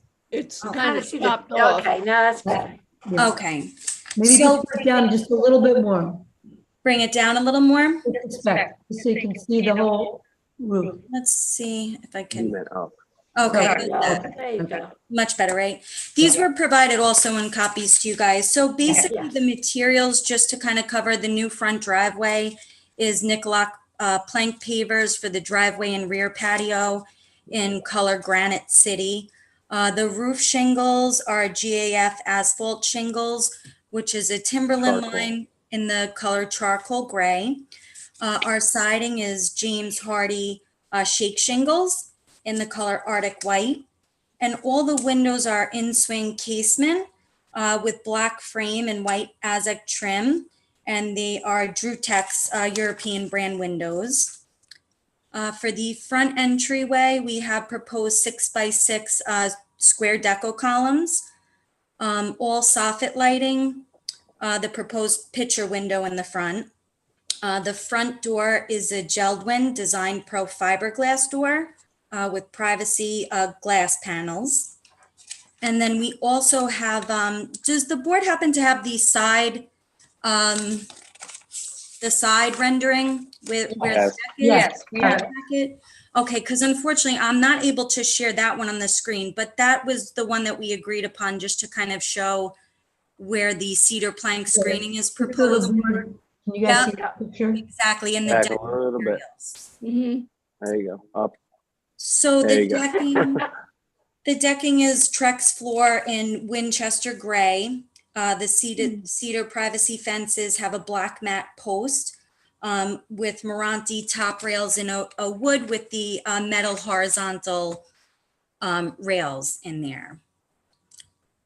And then in terms of our tree count, Can I ask a quick question? yeah, sure. Definitely on, as I look at the front of the house, my question is the right side a little bit further out, or are they both equal? No, they're both equal. Okay. I think it's just because it's bigger. Yeah, it's probably because it's bigger. And those are just, framed out reverses. They're just kind of decorative. Can I ask a question? Are you married to these high peaks? Or would it be possible to think of some other options? No, if the board had a preference, we could very easily, I'm sure, change, a roof pitch or a reverse if the board has a preference. I personally think I I think it would be better without the two peaks, I would almost call them the triangles, the two major triangles. Yeah, I mean, without that, it looks pretty much like the existing front elevation with just basically a portico. So I think that was just to dress up, right? The actual front of the house, right? Without completely, redesigning it, staying within the footprint and kind of just improving the house. Maybe the triangles could be brought down a little bit so that they're not quite so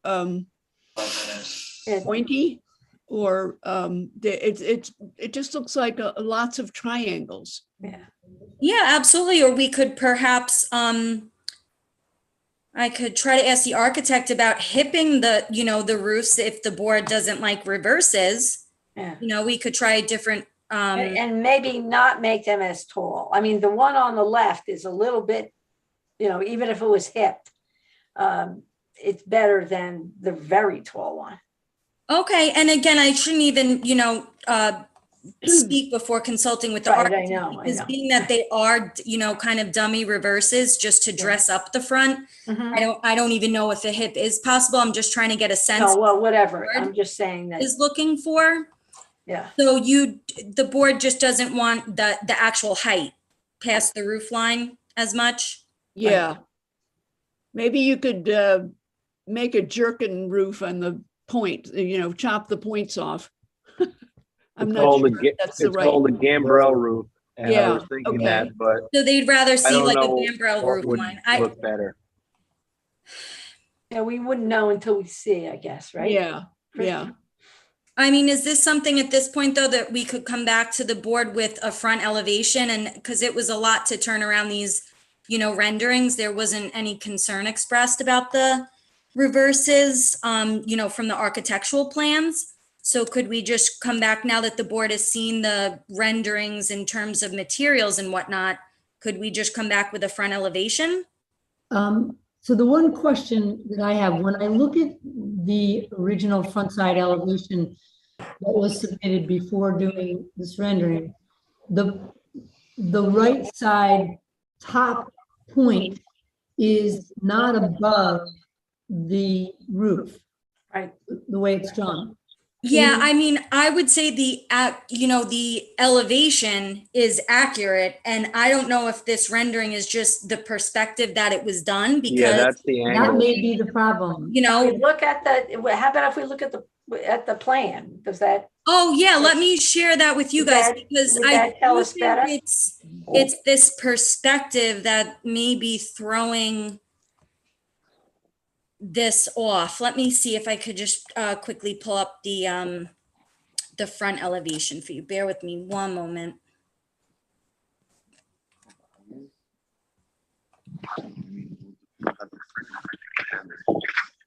Okay, so if you guys can see, it is taller though. It goes to the top of the roof line though, where it's not surpassing, and the elevations are all accurate because they're all, all the grades and all the ridge heights and whatnot were done on here. So, and you could see from this side, the side also, it's kind of hitting the very top of the roof line. It's not surpassing the actual roof. That's better.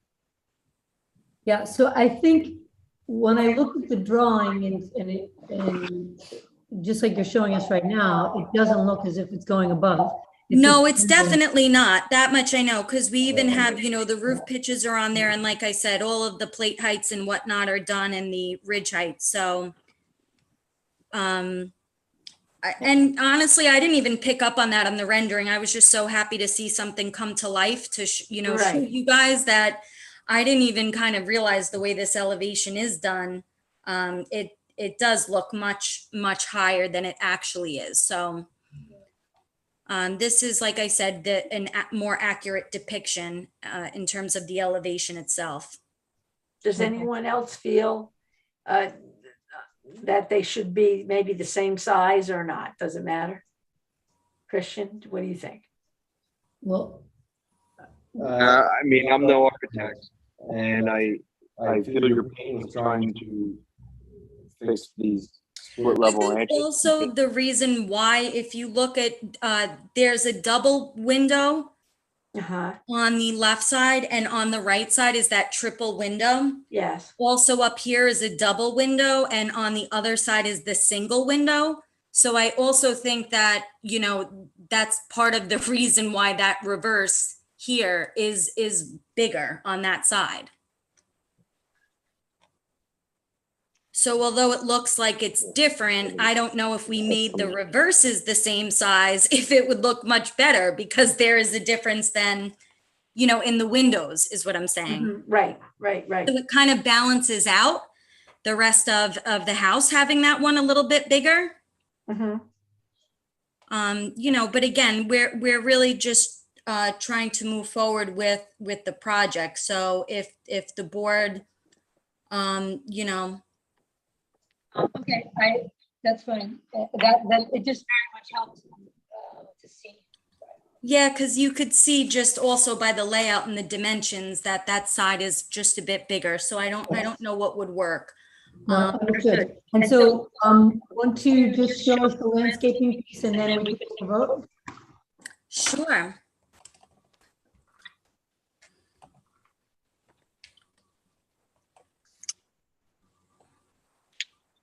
Okay. So we have, we did get a full tree count. So our goal is to just create some, you know, privacy screening in the front and then along each side. So what we have proposed here along the front yard on Hampton Street is we have a total of 17, 8 to 10 foot green giants, and they're spaced at 6 foot apart, and then they're offset by 3 feet. So they're a bit staggered along the front. And then there's a total of 51, 5 to 6 foot green giants spaced at 6 foot apart along each side yard, going back again, just to create a bit of privacy screening. And we did check with the architect. They did note it on the plot plan that all the lighting complies, you know, is all dark sky compliant. And we just have a very basic, you know, low voltage lighting plan for landscaping. And then again, on the dwelling, all soffit lighting. Okay. Those were the things.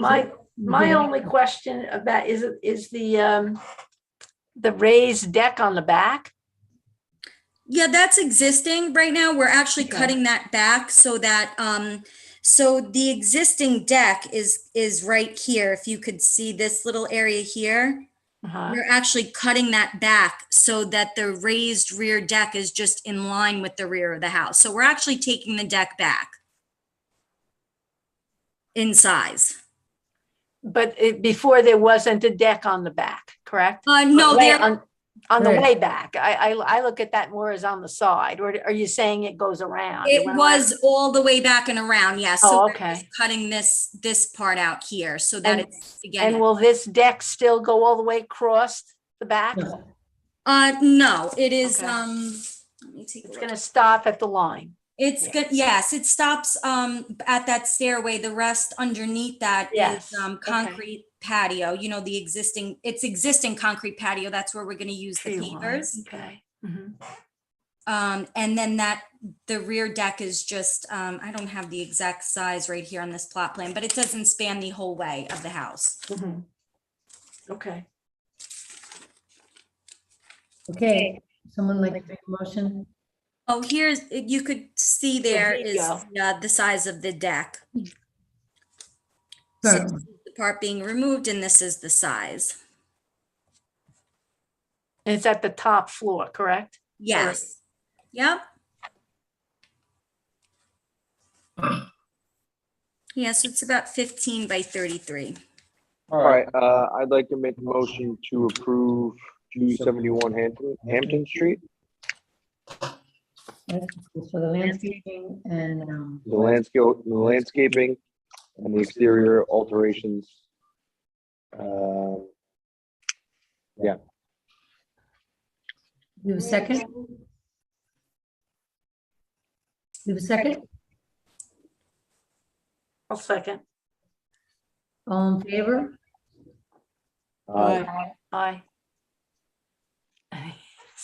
Oh, here's James is with us.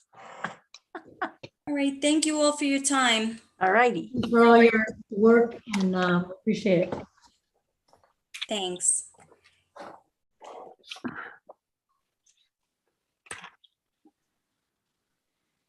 Now we're going to new business.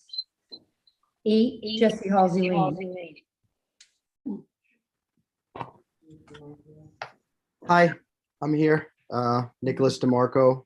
I'm the owner. Speaking on the project. I don't know, Carrie, could I share my screen? Yes, go ahead, Nick. Please. Can you guys see that? Yes. Yes. Okay. So just a quick recap. My architect, Ricardo, went for a discussion item in January where you guys, comments were received as good, but you wanted to simplify the siding choices on the facade. Since then, we've gotten some minor variances, and I'll just quickly walk you through the project. I think you've heard this before, but I'll walk you through the project and then show you the changes we made. So what we have here is the site and landscape plan. This house is a 1950s or 60s Cape house. It's not in the historic district. This is the, can you guys see my cursor? You can, right? Yeah. Okay, this is the existing house now, and this is the existing one-car garage. It's a one-car garage with like a garden shed, which we're proposing to renovate. And this is the existing house now.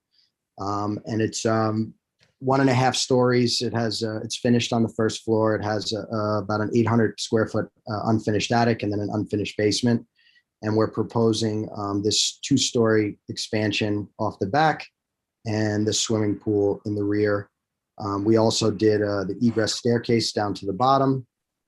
And I'll show you guys the front facade where we made some simplifications to the existing.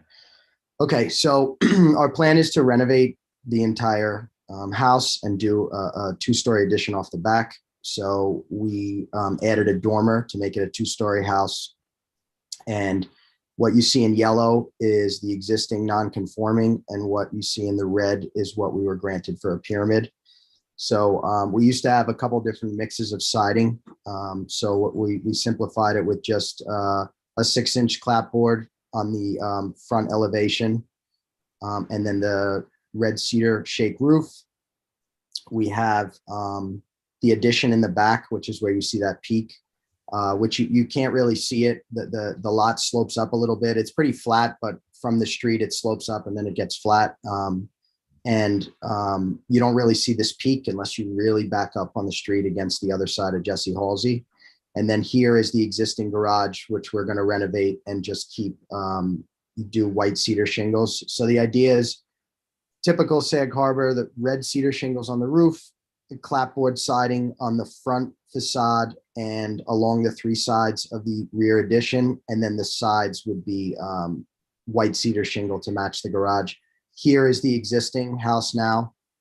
That shows a demo plan with the existing non-conforming pyramid. So that's the front. And then over on the right here is the different finishes. So all the trim is going to be Manor House gray from Farrow and Ball painted. The windows will be a Marvin black, and the clapboard siding will be a Pavilion gray Farrow and Ball. And then the front door would be a blue color. I'll keep going through and then you have questions at the end. This is the rear facade. This is the existing house here. This is the proposed addition. On the bottom is what the house looks like now. And you have the existing garage, which would be renovated. And this would be, like I said, the sides of the addition, the 3 sides would be a clapboard siding, wood siding, and then the rear of the existing house would be white cedar shingles, along with the garage is shingled on 4 sides with white shingles. This is the side elevation. This is the existing house. This is the dormer that we made so that we could have a second story on the second floor of the existing house. And then this is the 2-story addition on the back. And this again, clapboard siding around, red cedar shingles. Then this is the other side, I believe that would be the north side. And again, same thing. These are the 2 dormers that we made for the second floor, and white cedar shingles, clapboard, and then the addition off the back. And then this is the roof plan, but I'll go back to the front. You could. So basically, we just simplified everything. We made two types of siding. There was more on the last meeting, which Ricardo was here for discussion. So we just have shingles on the roof and then the 2 simpler sidings. So, and the existing house, the new finished area of the house is going to be just under 2,000 feet. And so it currently is how many square feet, and then what's the new? So the current house, hold on, I'll tell you in a sec. The current house, I have to go through the floor plan. The current house is about 850 square feet. And the new, that's just on 1 story. And then the new house will be a little bit under 2,000. With the second story that we added when we finish the attic and do the dormers, and then the addition off the back. Okay, great.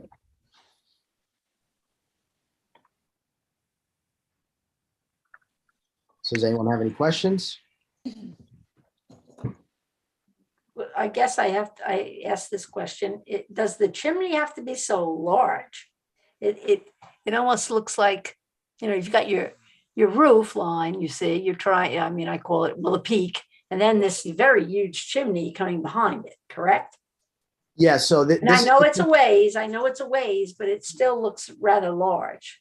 Yeah, so the peak of the addition in the back, which again, when you're standing on the road, you're standing kind of down here, and you have the existing house where the grade goes up, so you don't really see the peak from there. You'll see a little bit more of the chimney, but you have to have clearance from the roof ridge to the chimney for drafting purposes. Yes. And we, we stayed under the maximal allowed, and we don't hit the pyramid.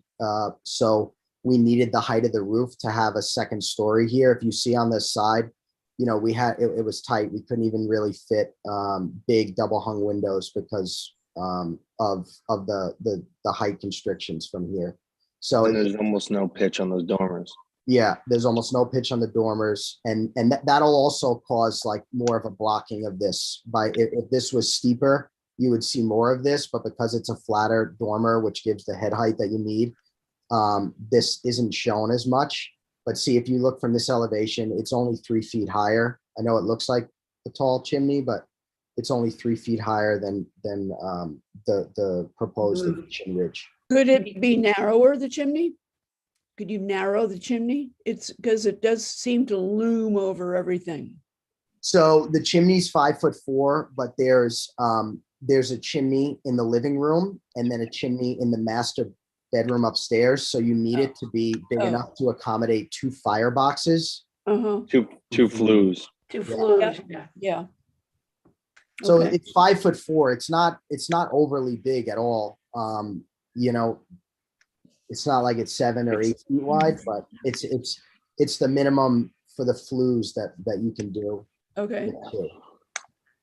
So it makes sense why it is the size it is. I know it's not historical, It's utilitarian. right? No, yes, it's not a historic house. It's not a historic house. And we were trying to keep, as much as we could, keep the existing house that was there and the existing garage and just work with that. Because it's not a huge lot. So we were just trying to make more livable space with what Does it have the dormers in the back also? So there's a dormer here in the front, and then on one side there's a small dormer, and then the other side it's not. It's the same existing. And then there's the addition off the back that you can see here. So there's not one on this side. There's none. Right. On the other side, there's a dormer that matches the front. yeah, on the original house, like, yeah. Yes, yes. Okay, yeah.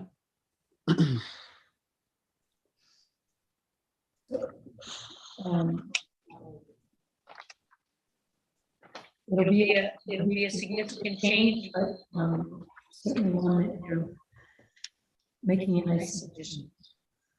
I make a motion to pass 8 Jesse Halsey Lane to approve. Second, I'll second. all in favor? Aye. Okay, thank you very much. Thank you, guys. Thank you so much. Thank you, Nick.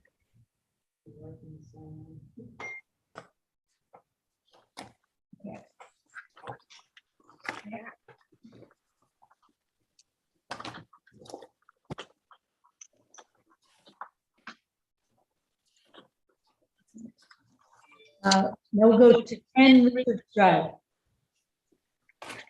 Hello, can you guys hear me? Yes. Hi, my name is Spring Yu. I am presenting for 10 Richards Drive. I'm going to share my screen now.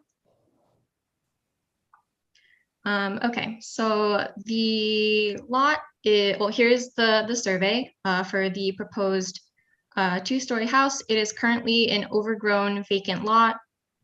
So here is the main structure here with a proposed porch. There's a basement stairwell, a pool in the rear, and then a proposed 1.5 garage that has a little trellis and a fireplace attached to it. And moving on, here are the foundation plan, the basement plan, and the first floor. I know you guys don't really need to look at this, but just to show you a little bit. And then the second floor here. Yep. And then here are the elevations. So here is the front elevation that faces the north. Mainly one gable, and then has some hip roofs. We wanted to have a hip roof here because of pyramid line restrictions. And then there's a little bump out here that has a hip as well. Here is the west elevation where the basement stairwell is. The rear shows the covered porch. There is a little inset balcony. And then here is the east elevation. This is the driveway side. So when you go into the house, drive into the lot, you would come along this side and then park at the garage.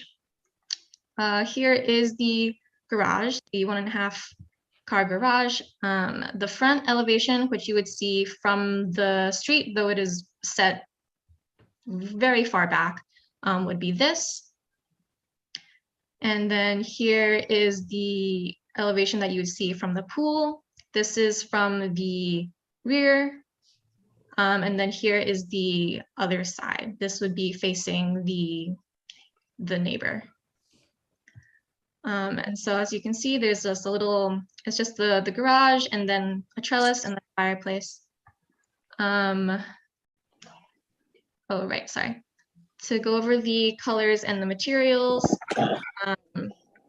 all the windows and doors are going to be weather shield white with simulated divided lights.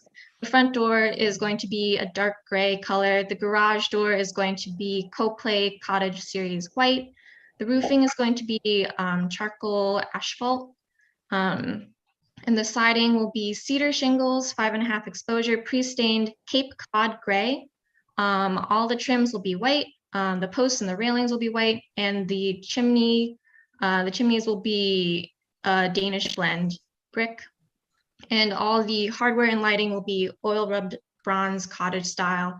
And we forgot about this little metal roof that's over the front porch when we were writing the description here, but that will be a gray color as well. Gray. All right. If you guys want, I can show you some pictures of the surrounding properties of the other houses around in the neighborhood, or if you have any questions now, I'll answer them. how big is the house? Can you give us the square footage? Mhm. I'm sorry. I missed. Sure. So the proposed GFA of the house is 2,990 square feet. Mhm. And the building coverage is 2,288. So that's like, Right. that's more than just the main house. Yeah. And how does that compare to the neighboring houses in size? Well, we can look at, I haven't done, whoops. Sorry, 1 second. I haven't done extensive research on the gross floor area of these houses that are neighboring. But so this house is on the corner of Richards Drive and Hempstead. And I mean, just from eyeballing it, I would say that it's on a little bit like kind of similar largeness. And then this is the house that is directly opposite on Richards Drive, and that one looks also rather comparable in size. Let me zoom in a little bit. I would agree. Yeah, and then there's these two houses that are towards the east that are more into Richards Drive from Hempstead, and they are definitely on the smaller side. But these two that are basically that are closer to Hempstead are on the large side for sure. I think it's quite attractive. I like it. I agree. I think it's very nice. So I do too, but that piece of property, if I'm correct, is the Richards Drive is the lowest part of the piece of property? And you're looking to put a pool back where it's very steep in terms of the grade? Right, yes. So I have this very marked up survey. So you're correct in that the grade of the lot does go up towards the rear of it. So what we're planning to do, what we're proposing is to have a retaining wall basically around the rear property line, and then partly going towards Richards Drive to basically flatten the backyard to be at 30 feet. So the current grade at this corner, which is the southwest corner, is at 36, and the southeast corner is 34. So the retaining walls would be between 4 feet high and 6 feet high in the back of the property. Right. Oh. And that'll even the land around the pool. That's correct, yes. Yeah. Yeah, this is just, maybe I know too much about the area. This is just to be, someone should come out here during a storm and see what sort of runoff this lot is experiencing, just so that you can make your plans. I think it's pretty severe. And so just a recommendation. All right, sure, thank you. But I think your representation about the sizes of the two houses at the end of Richards Drive is correct. The ones to the east are much older and certainly much more the ranches for the most part, and I'm expecting that they will be upgraded sometime soon. So I think this is appropriate. Okay. And just want to note for the, I'm sorry, was someone trying to talk right now? No, go ahead. Okay, just to address Mr. Williams' concern about the drainage, we can put dry wells in around the backyard so that we can mitigate that runoff problem when there's heavy storms. Understood. That's not necessarily your client's responsibility though, but you're right. Of course. Did we? Yeah, we saw the garage, correct? We did. Yeah, the garage. This is the garage. Yep. Very cute. Yeah. Oh yeah, with the Do you have a fireplace. do you have a landscape plan yet? We do not have a landscape plan yet. No. Because that can be later. Well, we can approve you for the house that's proposed, and then once the house is built, then you can come back with a landscape plan. Sorry, what was that? Once the house is built, you can come back with a landscape plan. Once the house is built? Yes. Okay, sorry, there's some microphone feedback. I couldn't hear you quite well. What do you think about, I mean, do we need to see the fence before the pool, with the pool or no? That would be part of the landscape plan, right? I know it would be. Yep. And it's okay to go ahead and build it. And will the pool is part of the landscape also, right? They'll probably come back to us. Yeah. Wait, what's the plan? We're just saying that we can approve the proposed house. House and garage? House and garage. But then as you're getting closer to be putting the pool in, we would want to make sure that there's a fence that's going to be around it and that there's And the landscaping and that there's enough. Yeah, The it looks, I mean, I proposal drove does mention the pool. by and it looks like there's it's pretty, of course, it's all treed now. It's all trees, yeah. Yeah. It looks like it'll, shade out the neighbor and stuff and yeah.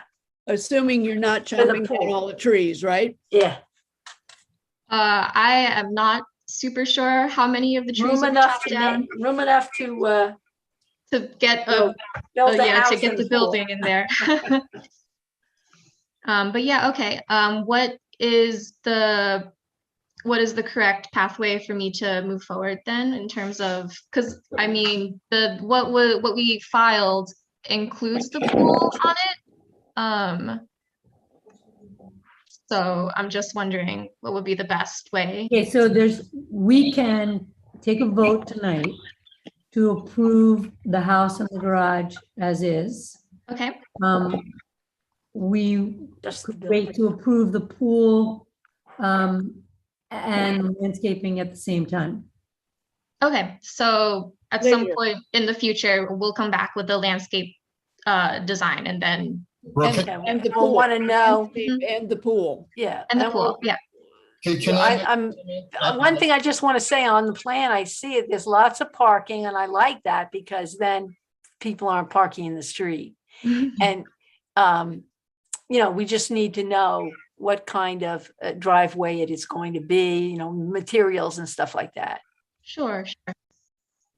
With the landscape plan. Yeah. With the landscape plan, sure. Yeah.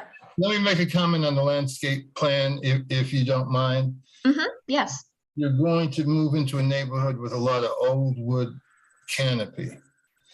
And that is the pride of the neighborhood. Also that the front yards usually are open and not used of green giants to shield people from getting to know their neighbors. Sure.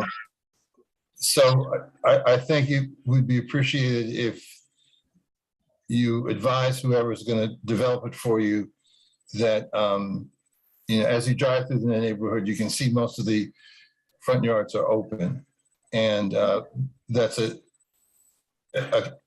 owners association ethic, a preference that's very important. So please keep that in mind.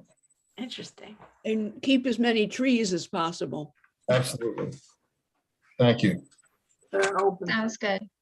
Thank you for your input in advance. All right, so I'll make the motion. 10 Richards Drive for new construction of the residence and the garage. And I'll second. Thank you. All in favor? Aye. Aye. Okay, great. Thank you very much. Great. Thank you. Have a good night. Thank you.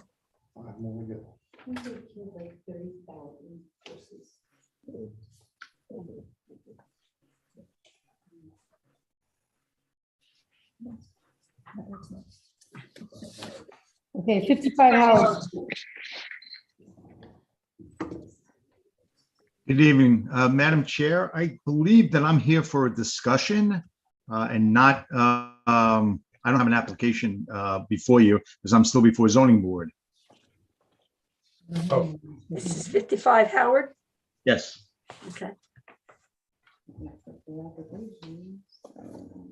I think we do have a full application from you. So this is. I submitted a full application only because that's what I was told that I had to do. I'm between a rock and a hard place with zoning board because they can't act unless I get some kind of direction from you. You're not going to be able to approve this because I have to go back to zoning board because of the variances that we are seeking. So I believe this would just strictly be for discussion. Gotcha. Okay, so why don't you begin to outline what it is so we understand what variances you're going to be requesting? Okay, so basically I have a couple of existing non-conforming setbacks, a front yard setback along Howard Street. I have 2 side yard setbacks that are existing non-conforming, and we're looking to add an addition on the rear of the house. We have a couple of little minor, what I'm considering minor variations. Let me just see if I can share my screen. One sec. I actually am at home right now. I had to come home to help my wife take care of my son. So just bear with me 1 second if you don't mind. And let's just go see what I got here. I apologize for this. Just trying to see how I set this up for this meeting. Can I ask you a question? Sure. The non-conforming, are these pre-existing non-conforming? Yes, I have pre-existing non-conforming. So I don't know if you have any of the drawings that I did drop off. Let me just see.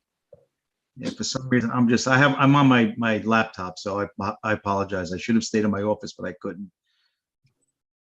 And for some reason, this is not. Let's go to Google Drive. Let's see if it's in there. Nope. No. No, it's not connected. It's not getting me to my files. So we are actually in this transitional flood zone. So I'm looking to elevate the house 2 feet, and when I do that, I have a brick foundation or brick veneer foundation that I will match. But I'm looking to elevate the house 2 feet, so that actually makes my front yard. I'm not able to open this, and I don't know why, and I apologize. So as I'm talking, I'm going to still continue to try to do this. So that actually makes my non-conforming pyramid setback on the front of the house, it exaggerates it a little bit. So that's one of the variances that I need. And I need 2 other minor variances for pyramid on both sides, both the north and the south side. So does anybody have my drawings in their hands? Yes, I can Carrie show us the drawings? Yeah, I'm sorry, Carrie, about this. I'm not in my office right now, and I downloaded everything here. And it's not coming up on me, and I don't know why. Did Carrie hear us? I didn't see it. I apologize, everybody. I mean, if you want to take the next case while I'm looking for this, do that. I'm just going to remind everyone, this is the small house on Howard Street where they've come to us before. It's a historical home, and what they are proposing is a very large addition, which just, I don't know. Yes, what the roof, changes- you see the roof in the front. Yeah, I don't know Right. what changes you made from the original, but the initial comments are just way too Understood. overwhelming of an addition to the pre-existing historical. Right. So unless there have been some dramatic changes, And there have been. I did make dramatic changes on this from the last time. And I told you that's what I was going to do. So those are the changes that I do have. And I told you I was going to do that when I was before you at the last meeting. And unfortunately, Could I just jump in? Are those changes, have they been submitted? Because Yes. what I saw in the file was not radically different. those were submitted, I believe, last Wednesday or Thursday. Oh, well, that's too soon. I haven't seen since then. Okay, yeah, I did resubmit drawings man, I wish I could just share this. It's just not opening up for me, and I So apologize. by our next meeting, Mhm. would the variances, would you have already met with the zoning board? Again, the zoning board is waiting for me to get some comments back from you to see if what I am, they said that they couldn't approve something that you wouldn't approve. You can't approve something that they have not approved yet either. So, I've gone back and forth with them twice, and I'm, back to you again after I sit in the last meeting and I told you that I was going to make some changes and I really reduced this thing in scope. And I just wished you had some drawings in front of you, and I apologize. Okay. The next time I will stay in my office for this meeting. I'm can continue to try to identify. Everything I'm seeing is a March 10th submission. Hold on. Let me just keep trying here. Let's just see here. No, unfortunately, yeah, you have a date that's Wait, more. here's one for May 19th. Okay, That- okay.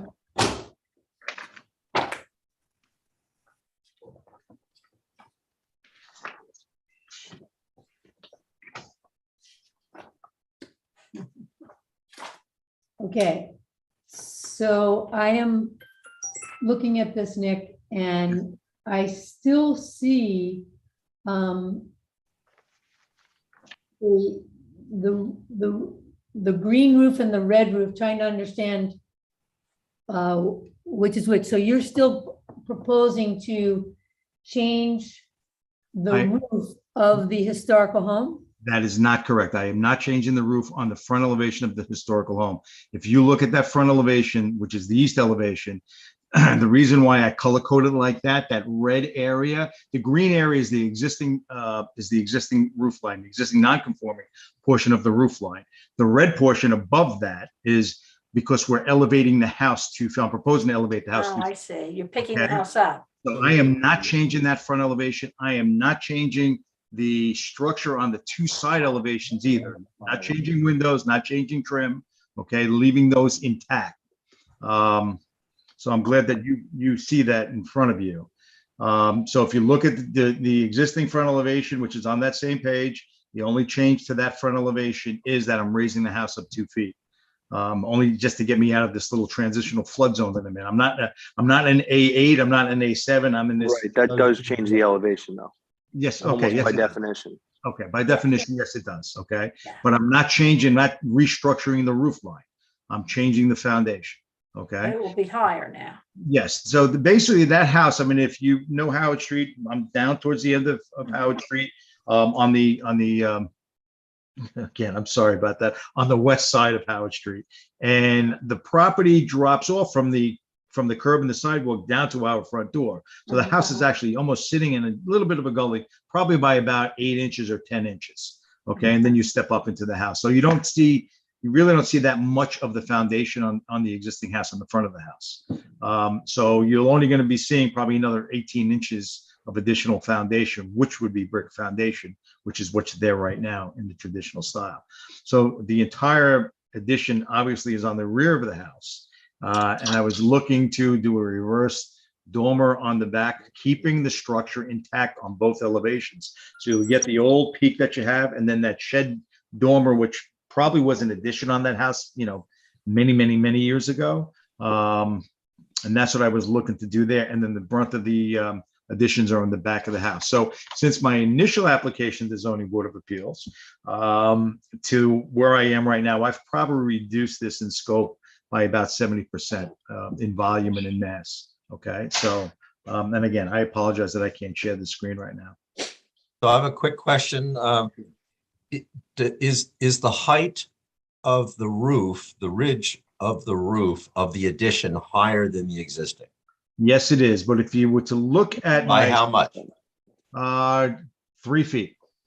Oh, no.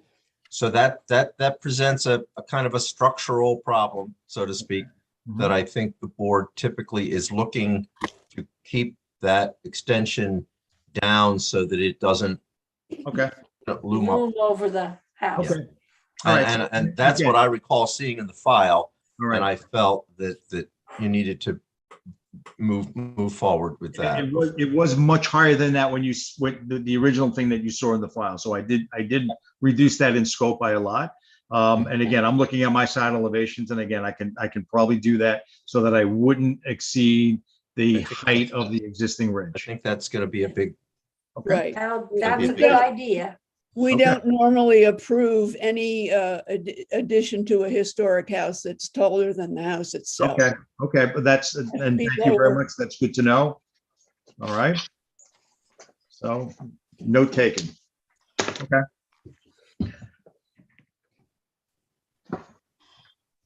So Okay. you What I want will to do- plan, would you like the plan to come back? Yeah, I will. This time I'll do it from my office where all my files are, and I thought Okay. and I apologize. I feel like a fool right now, and I'm still Oh. searching here. no. No worries. No I worries. didn't even an email, but I did. Okay. So And I will eventually do that. I'm like we a won't be good having a father Zoom, and so it'll be husband. easier. I'm sorry, say that again, like two people talking at the same time. I said you came home like a good husband and father. I have to, we're having a tough couple of weeks. I have a handicapped son. I have no nursing for 2 weeks. And one of the nurses has COVID, our night nurse. So, Aw, yeah, Oh, it's- geez. it has not been easy this week. well, So. good luck. All right, guys, I will see you the next time, and I thank you, and I will make those changes, okay? Great. Thank you very much. Wish you all the best. Great. Thank you. So do we have to Motion to table table? it or? Yes, So I'll make a motion to table. 55 hours. It is. I'll second. All in favor?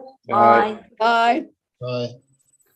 Okay, great. Now we will move on to 56 Redwood Road. We did. Oh, sorry, 56 Redwood is not going to be here, so I will make a motion to table 56 Redwood. You could have a second? Second. All in favor? Aye. Okay, 68 Madison. Hi, good evening. I'm John Menardo, the homeowner. I'm just gonna bring up.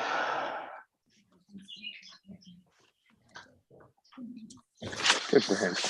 Okay. Are you able to see what says Exhibit 1? Yes, we are. Yes. Thank you. So hi, I'm John. My husband and I just moved into the area. We're on the corner of Union and Madison. So anyone who's driven through Sag Harbor knows our house probably because it's a very busy intersection, four-way stop. We're here on the corner. This is our house. Right.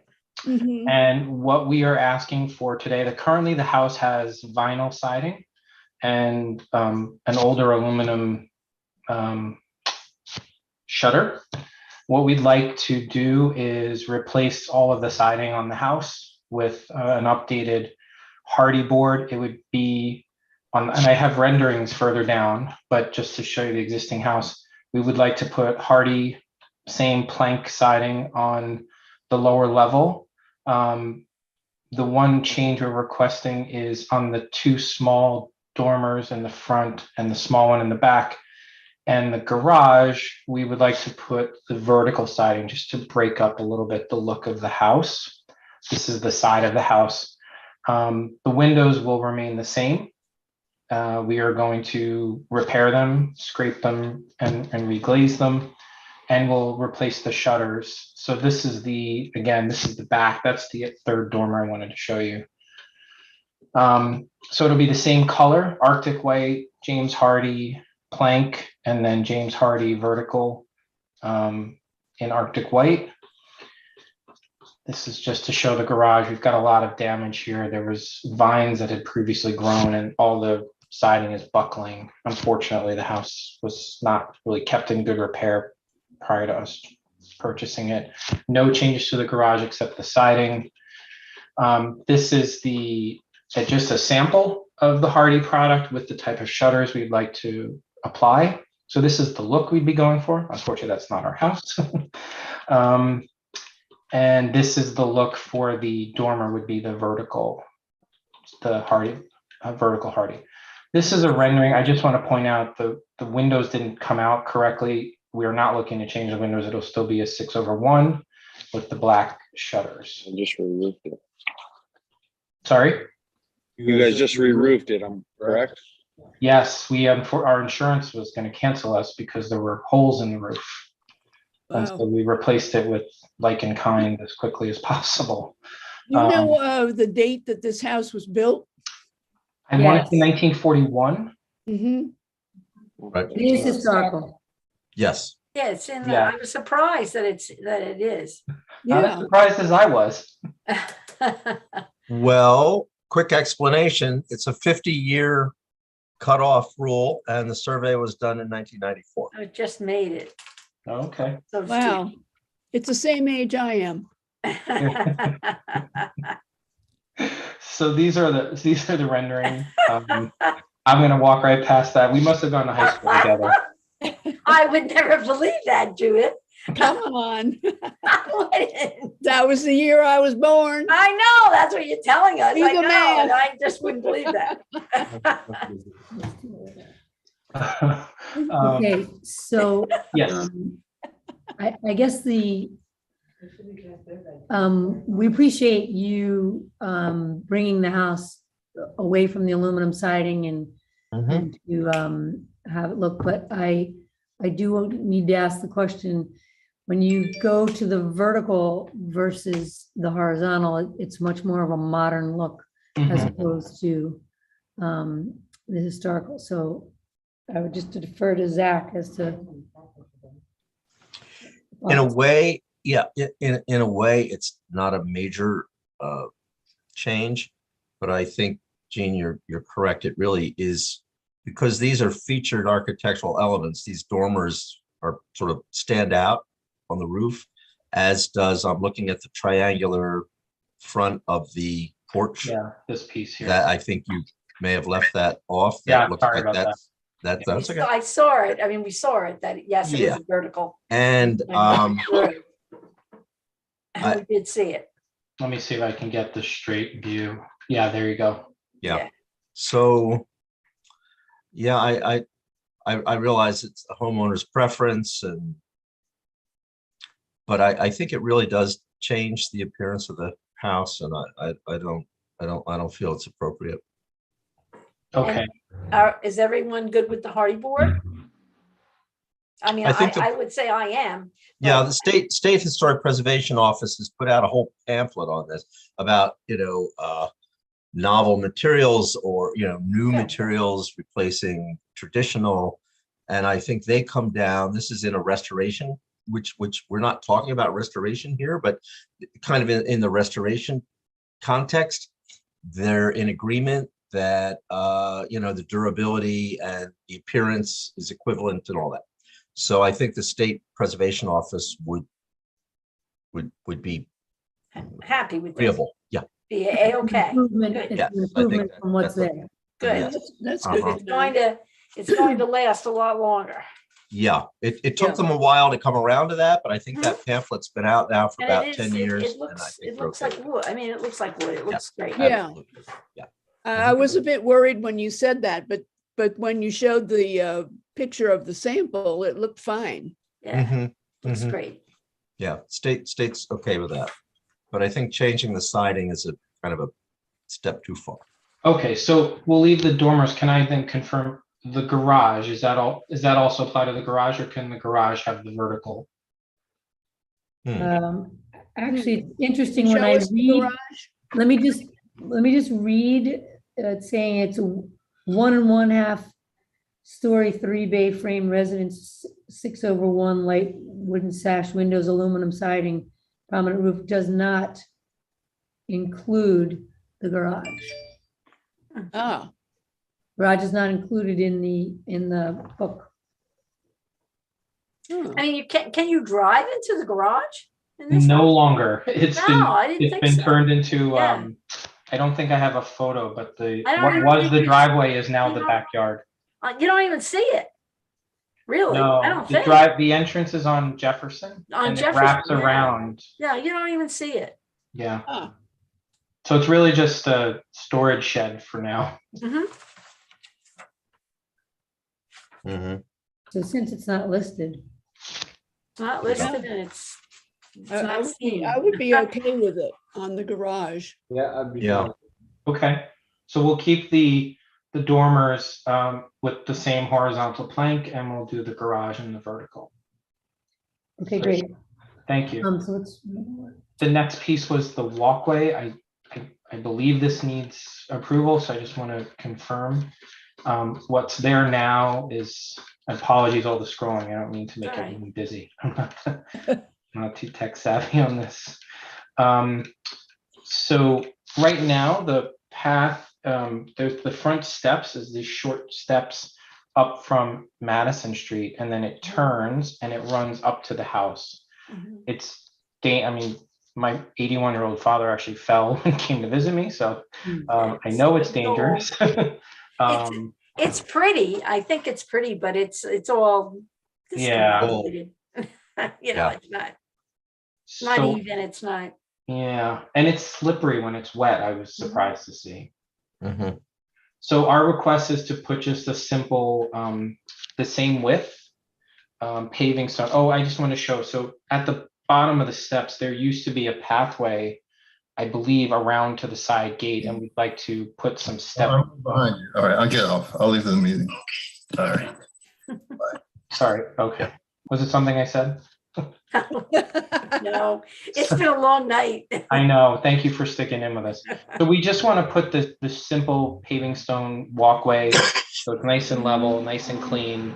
It's behind the hedge, so you don't see it from the street. And then these would be the separated paving stones with grass between them that goes to the side of the house where the fence is. This is the front stoop, which we are asking to rebuild. Unfortunately, it has completely deteriorated. The sides have separated, as you can see, and the steps have separated. The plant life was allowed to grow from underneath, and when we moved in, we had to kind of pull it out. So we're asking to replace this with blue stone steps, and then the top would be blue stone matching what's at the rear of the house. So these are the style of steps that we would use, not the brick. And then this is what's in the back. We'd create something very similar with blue stone, just to be very consistent front and back, very clean. The railing is the same railing without a very small detail, but it would be the same black railing. What's there is completely rusted away.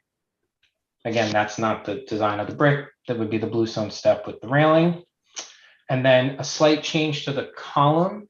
If I go back quickly to the front, there's something odd about the columns, which we haven't figured out. They are much wider and bigger than they stick out well beyond the corners of the portico. So we just wanted to bring the columns in and have them square so they match to the corners of the portico. Yeah, I think it would be. When I go back to the stoop picture, you can see that they extend over the edge almost. Let me see where it is. You're almost there. I'm so sorry.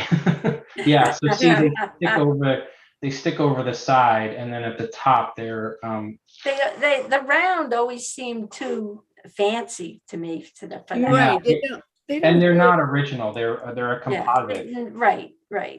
When I knock on them, so we wanted to replace those as well. Last two pieces. So is that it? Is that the yeah, there it is. Sorry, that's the column. Good. Okay, thank you.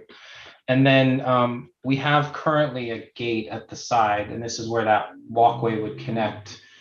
This is a vinyl gate, not original. It's completely off kilter and raised. We've got two dogs and found them out on Madison Street because they were able to get under there, but thankfully we have good neighbors and they called us. Just to add a little bit of privacy, we're hoping to have some sort of a horizontal that gives a little bit more privacy because this is a sitting area right outside the door. So this is a proposed change for this. Will you see this from Madison Street? You will see it here. Do we have a show picture? Yeah, so it's right here behind the hedge. I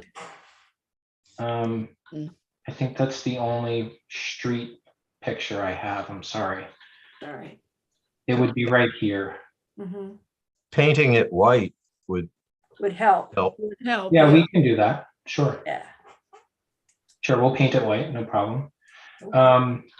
And then the last component are the egress windows. And they would go on the Union Street side of the property. So this is me standing on Union Street across the street.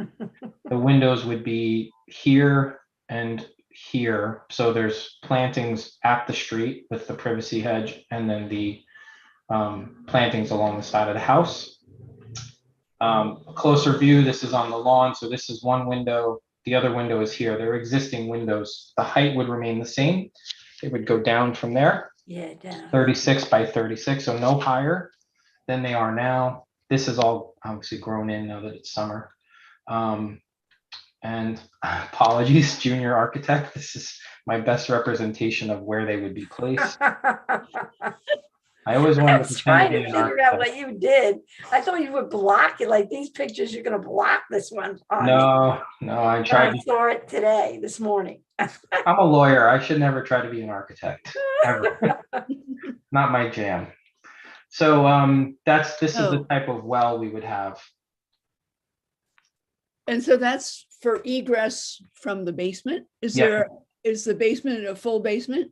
It's a full basement. It's already finished. My husband's office is down there, and then we have one other room. Nice.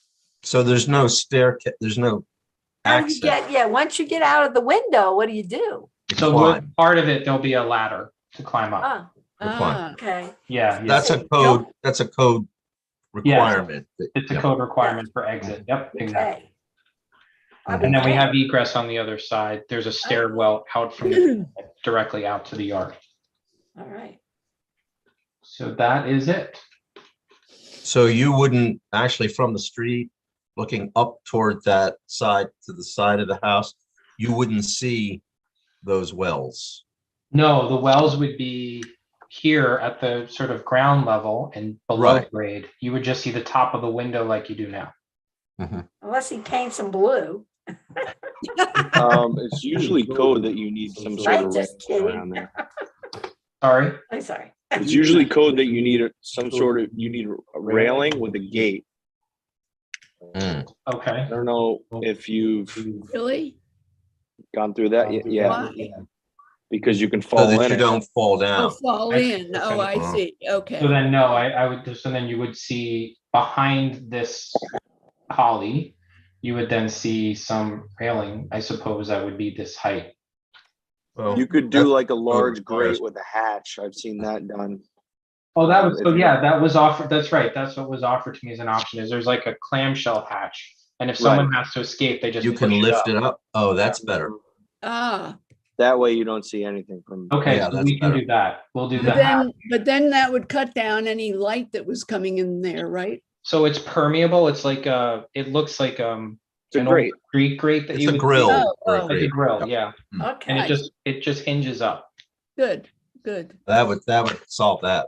Okay, so we'll do the hinge grate over the well to keep it at grade. Okay. Very good. Any other questions? I think I it's appreciate great the plans. planning Mhm. that went into Mhm. this and Yeah. how exact you were. I appreciate it very much. Well, we appreciate We would like to your make a time. motion, but we do need to list that the fence would be painted white, that it would be a hinged grade over the windows, that it would be horizontal on the dormers. And I the think porch. those are the- Mhm. And the porch, yep, Yeah. right. I'm gonna make that motion. You made it. I make a motion that we approve 68 Madison Street with the restrictions that the the chairwoman the just. mentioned. specifications. Second. I'll second. Somebody second. Christian did it, all in Christian favor? did. I'm on it tonight. Aye. Thank you, Okay. everybody. Thanks for Okay. staying with us. Thank you very much. Have a nice night. Yep. Bye-bye.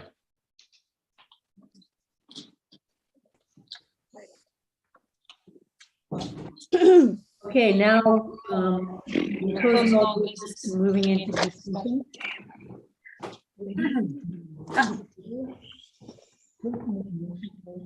Hello, Brian.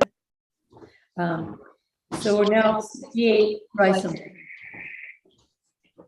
Good evening, board members. Brian Locascio with the Adam Miller Group. I also have Lee Skolnick of Skolnick Architecture and Design with me, as well as David Vinmont from his office. And I'm just going to get right into it. As discussed, we're here for 68 Rysam Street. We're here for discussion item because this application will require zoning board relief. Before we go before the zoning board, we just wanted to get your sense for the proposed changes to the house. I'm going to go ahead and pull up our presentation and we can walk through it. There.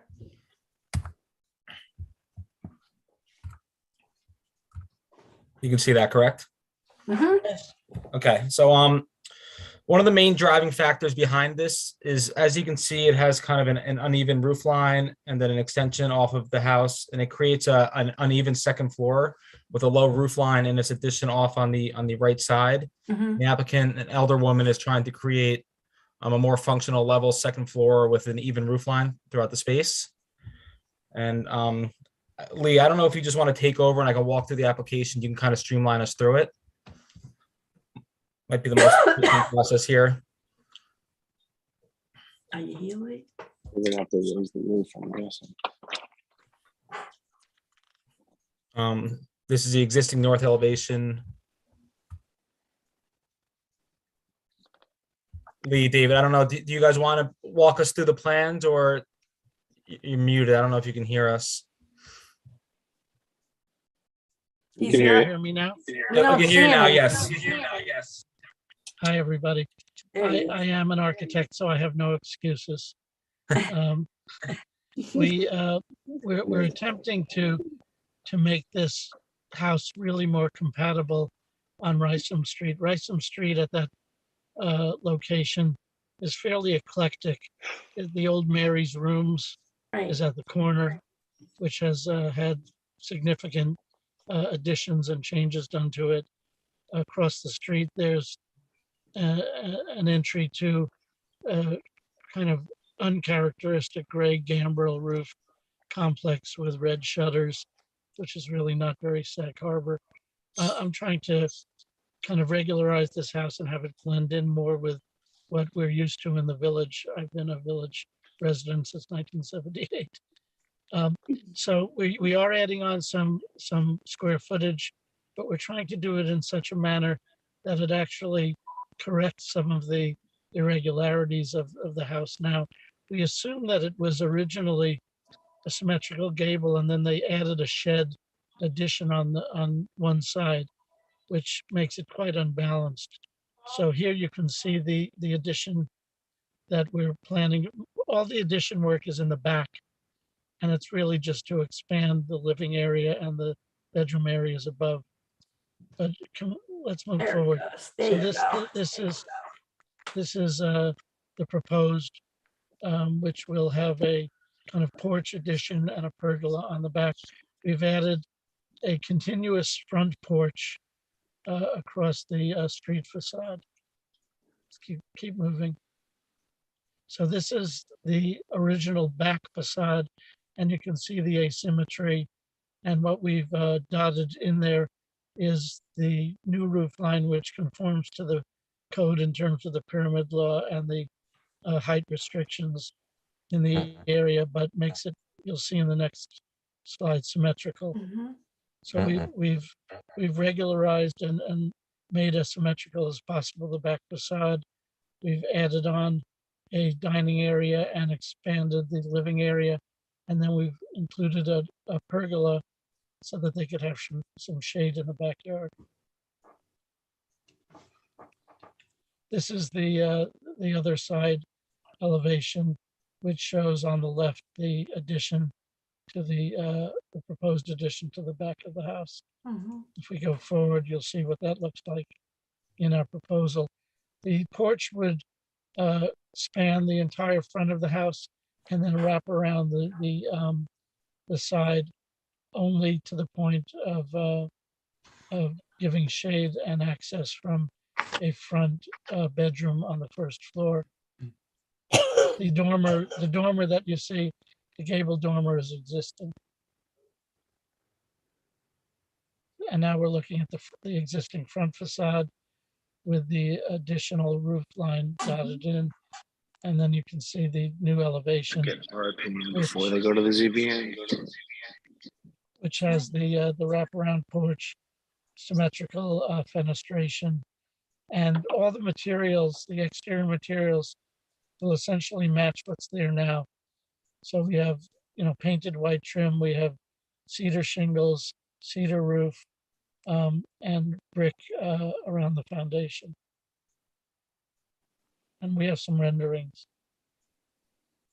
So here you see on the left the existing, on the right the proposed. The rendering makes the shingles look like they're lighter than they would actually be. They would weather to the same tone as the existing, but the porch would be extended and the roof line would be made symmetrical. So we'll recenter the middle of the house. It's a view. So, the board could argue that this house might, because of integrity issues, not have been included in the survey to begin with. There seems to be an echo here. I'm sorry.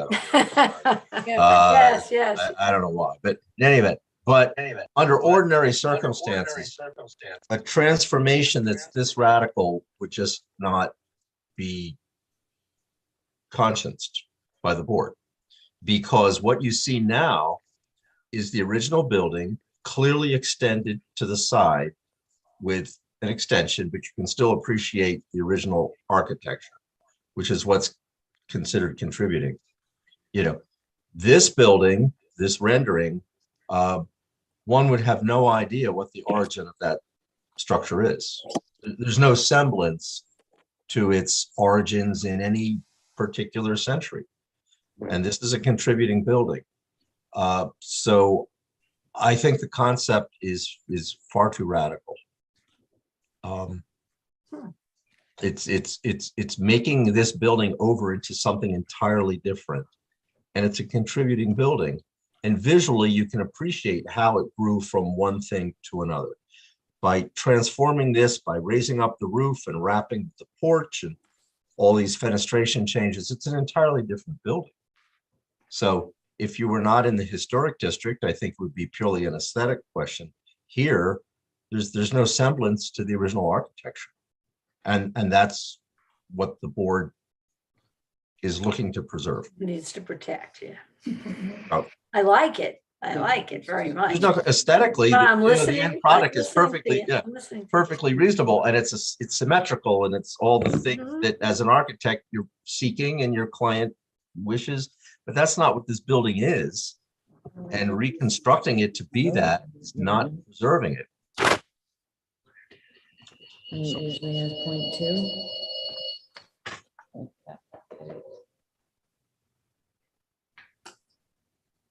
Whole new house. And you could put the porch on the back.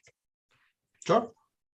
That would probably be okay. You think, Zach? In the back? You Well, I'm just saying, by changing the massing that radically, you no longer know what that building was. Mhm. It's like, where you might as well just take it down and build a new one. Right. So there's no, It looks like a new house. it's an Oh, it is. entirely different building. It's not that it's not aesthetically pleasing, but it's just, it's not preserving what's there. It's transforming it into something that you like better.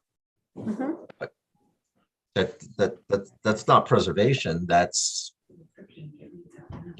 reconstruction. really. I'm sorry, are you saying, and are we bound to preserve? Yeah. I mean, is that the Yeah. the policy that we have to preserve what's there, whether it's, Whether you like it or not. Yeah. yeah, really? Yeah. Hmm. That's the definition of the historic district. That's why these buildings were surveyed and deemed contributing. Because now, as I started by saying, you could argue that because of the alteration of the original building with the extension, And that the integrity of the original structure was altered in that way. You could begin to parse, well, when did that happen? And does the addition contribute or detract? There are all kinds of ways of looking at that process. But the point is that the structure as it now stands with the addition is what is described in the National Register nomination form as being the building that is contributing. So there's no concern over its loss of integrity. It's been enlarged. But to take what exists now and to transform it in terms of its volume and its massing and its fenestration, all the things that characterize what the building is, to make it into something entirely different is certainly not preservation. I don't think you or your client would consider this to be a way of preserving the building, except that you're not taking it down to accomplish what you want to do. It's not preservation. You're reconfiguring the entire building. So it's not what the policy of this board is. This is a board of preservation, not reconstruction and improvement. So. Okay.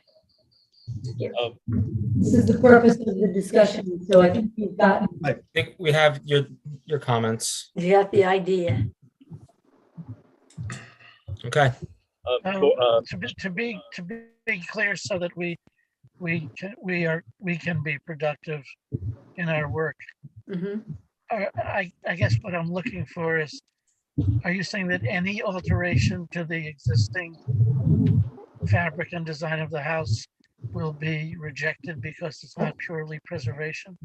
No, there are many applications where an extension is proposed,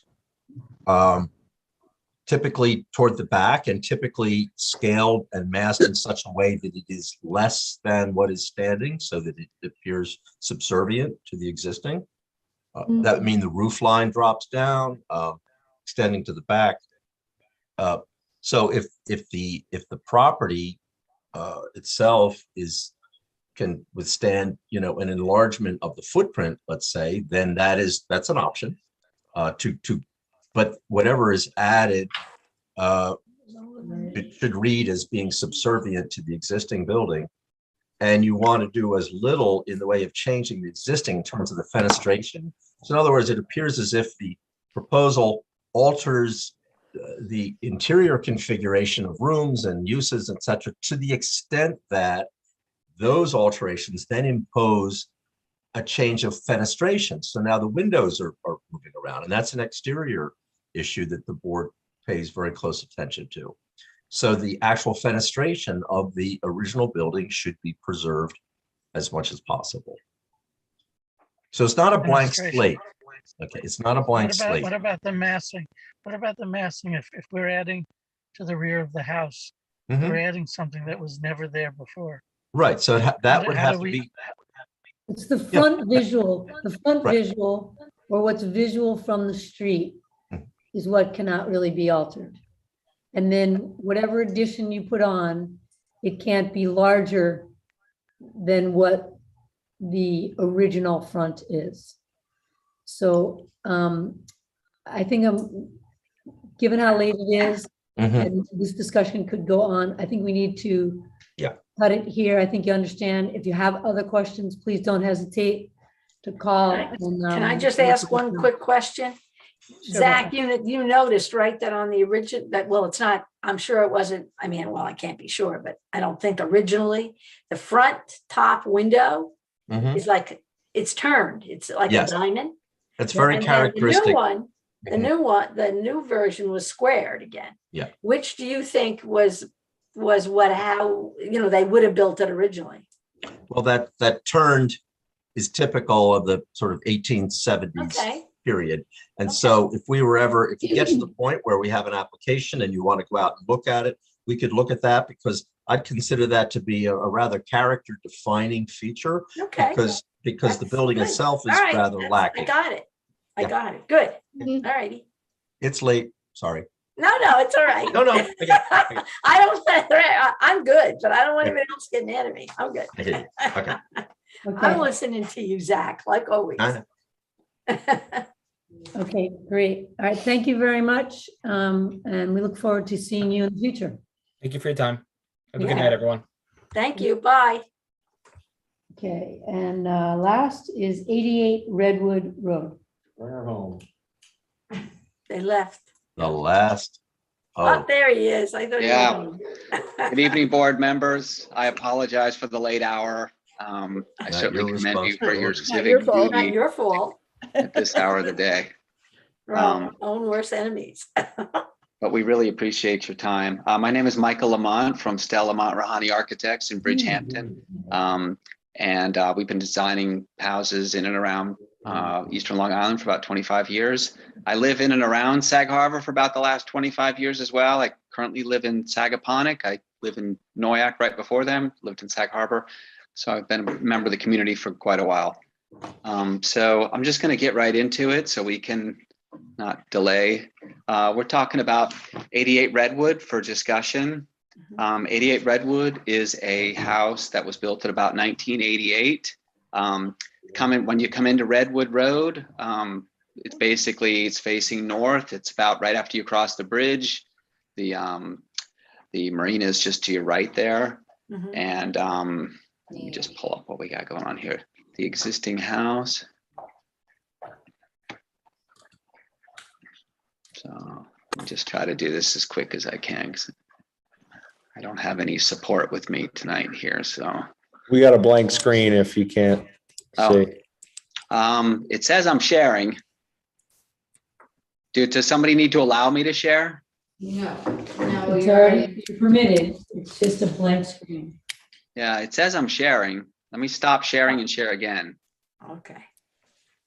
It's lying to you. Oh, there was a little. How about now? Can you? For a second. Nope. The not white. yet. You see your cursor. It says you are screen sharing. So I don't. Oh, it's right here.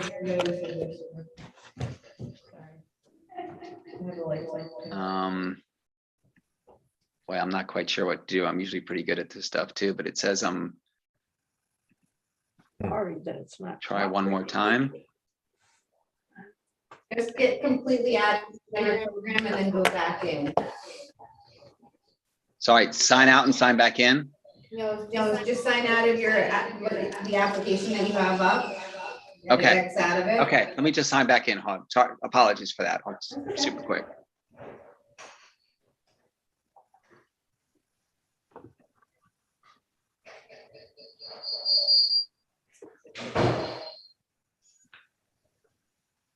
Like if you stop, you have to hit stop sharing.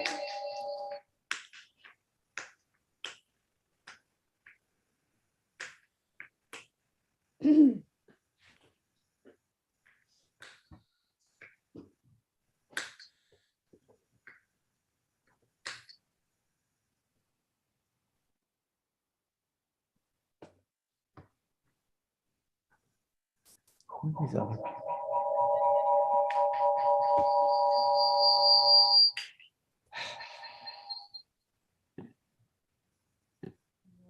Nope.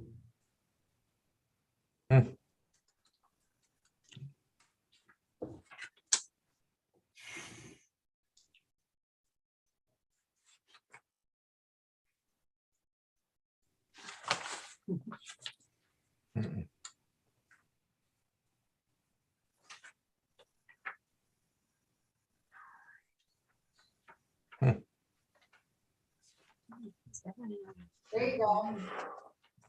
I don't see anything. Ah.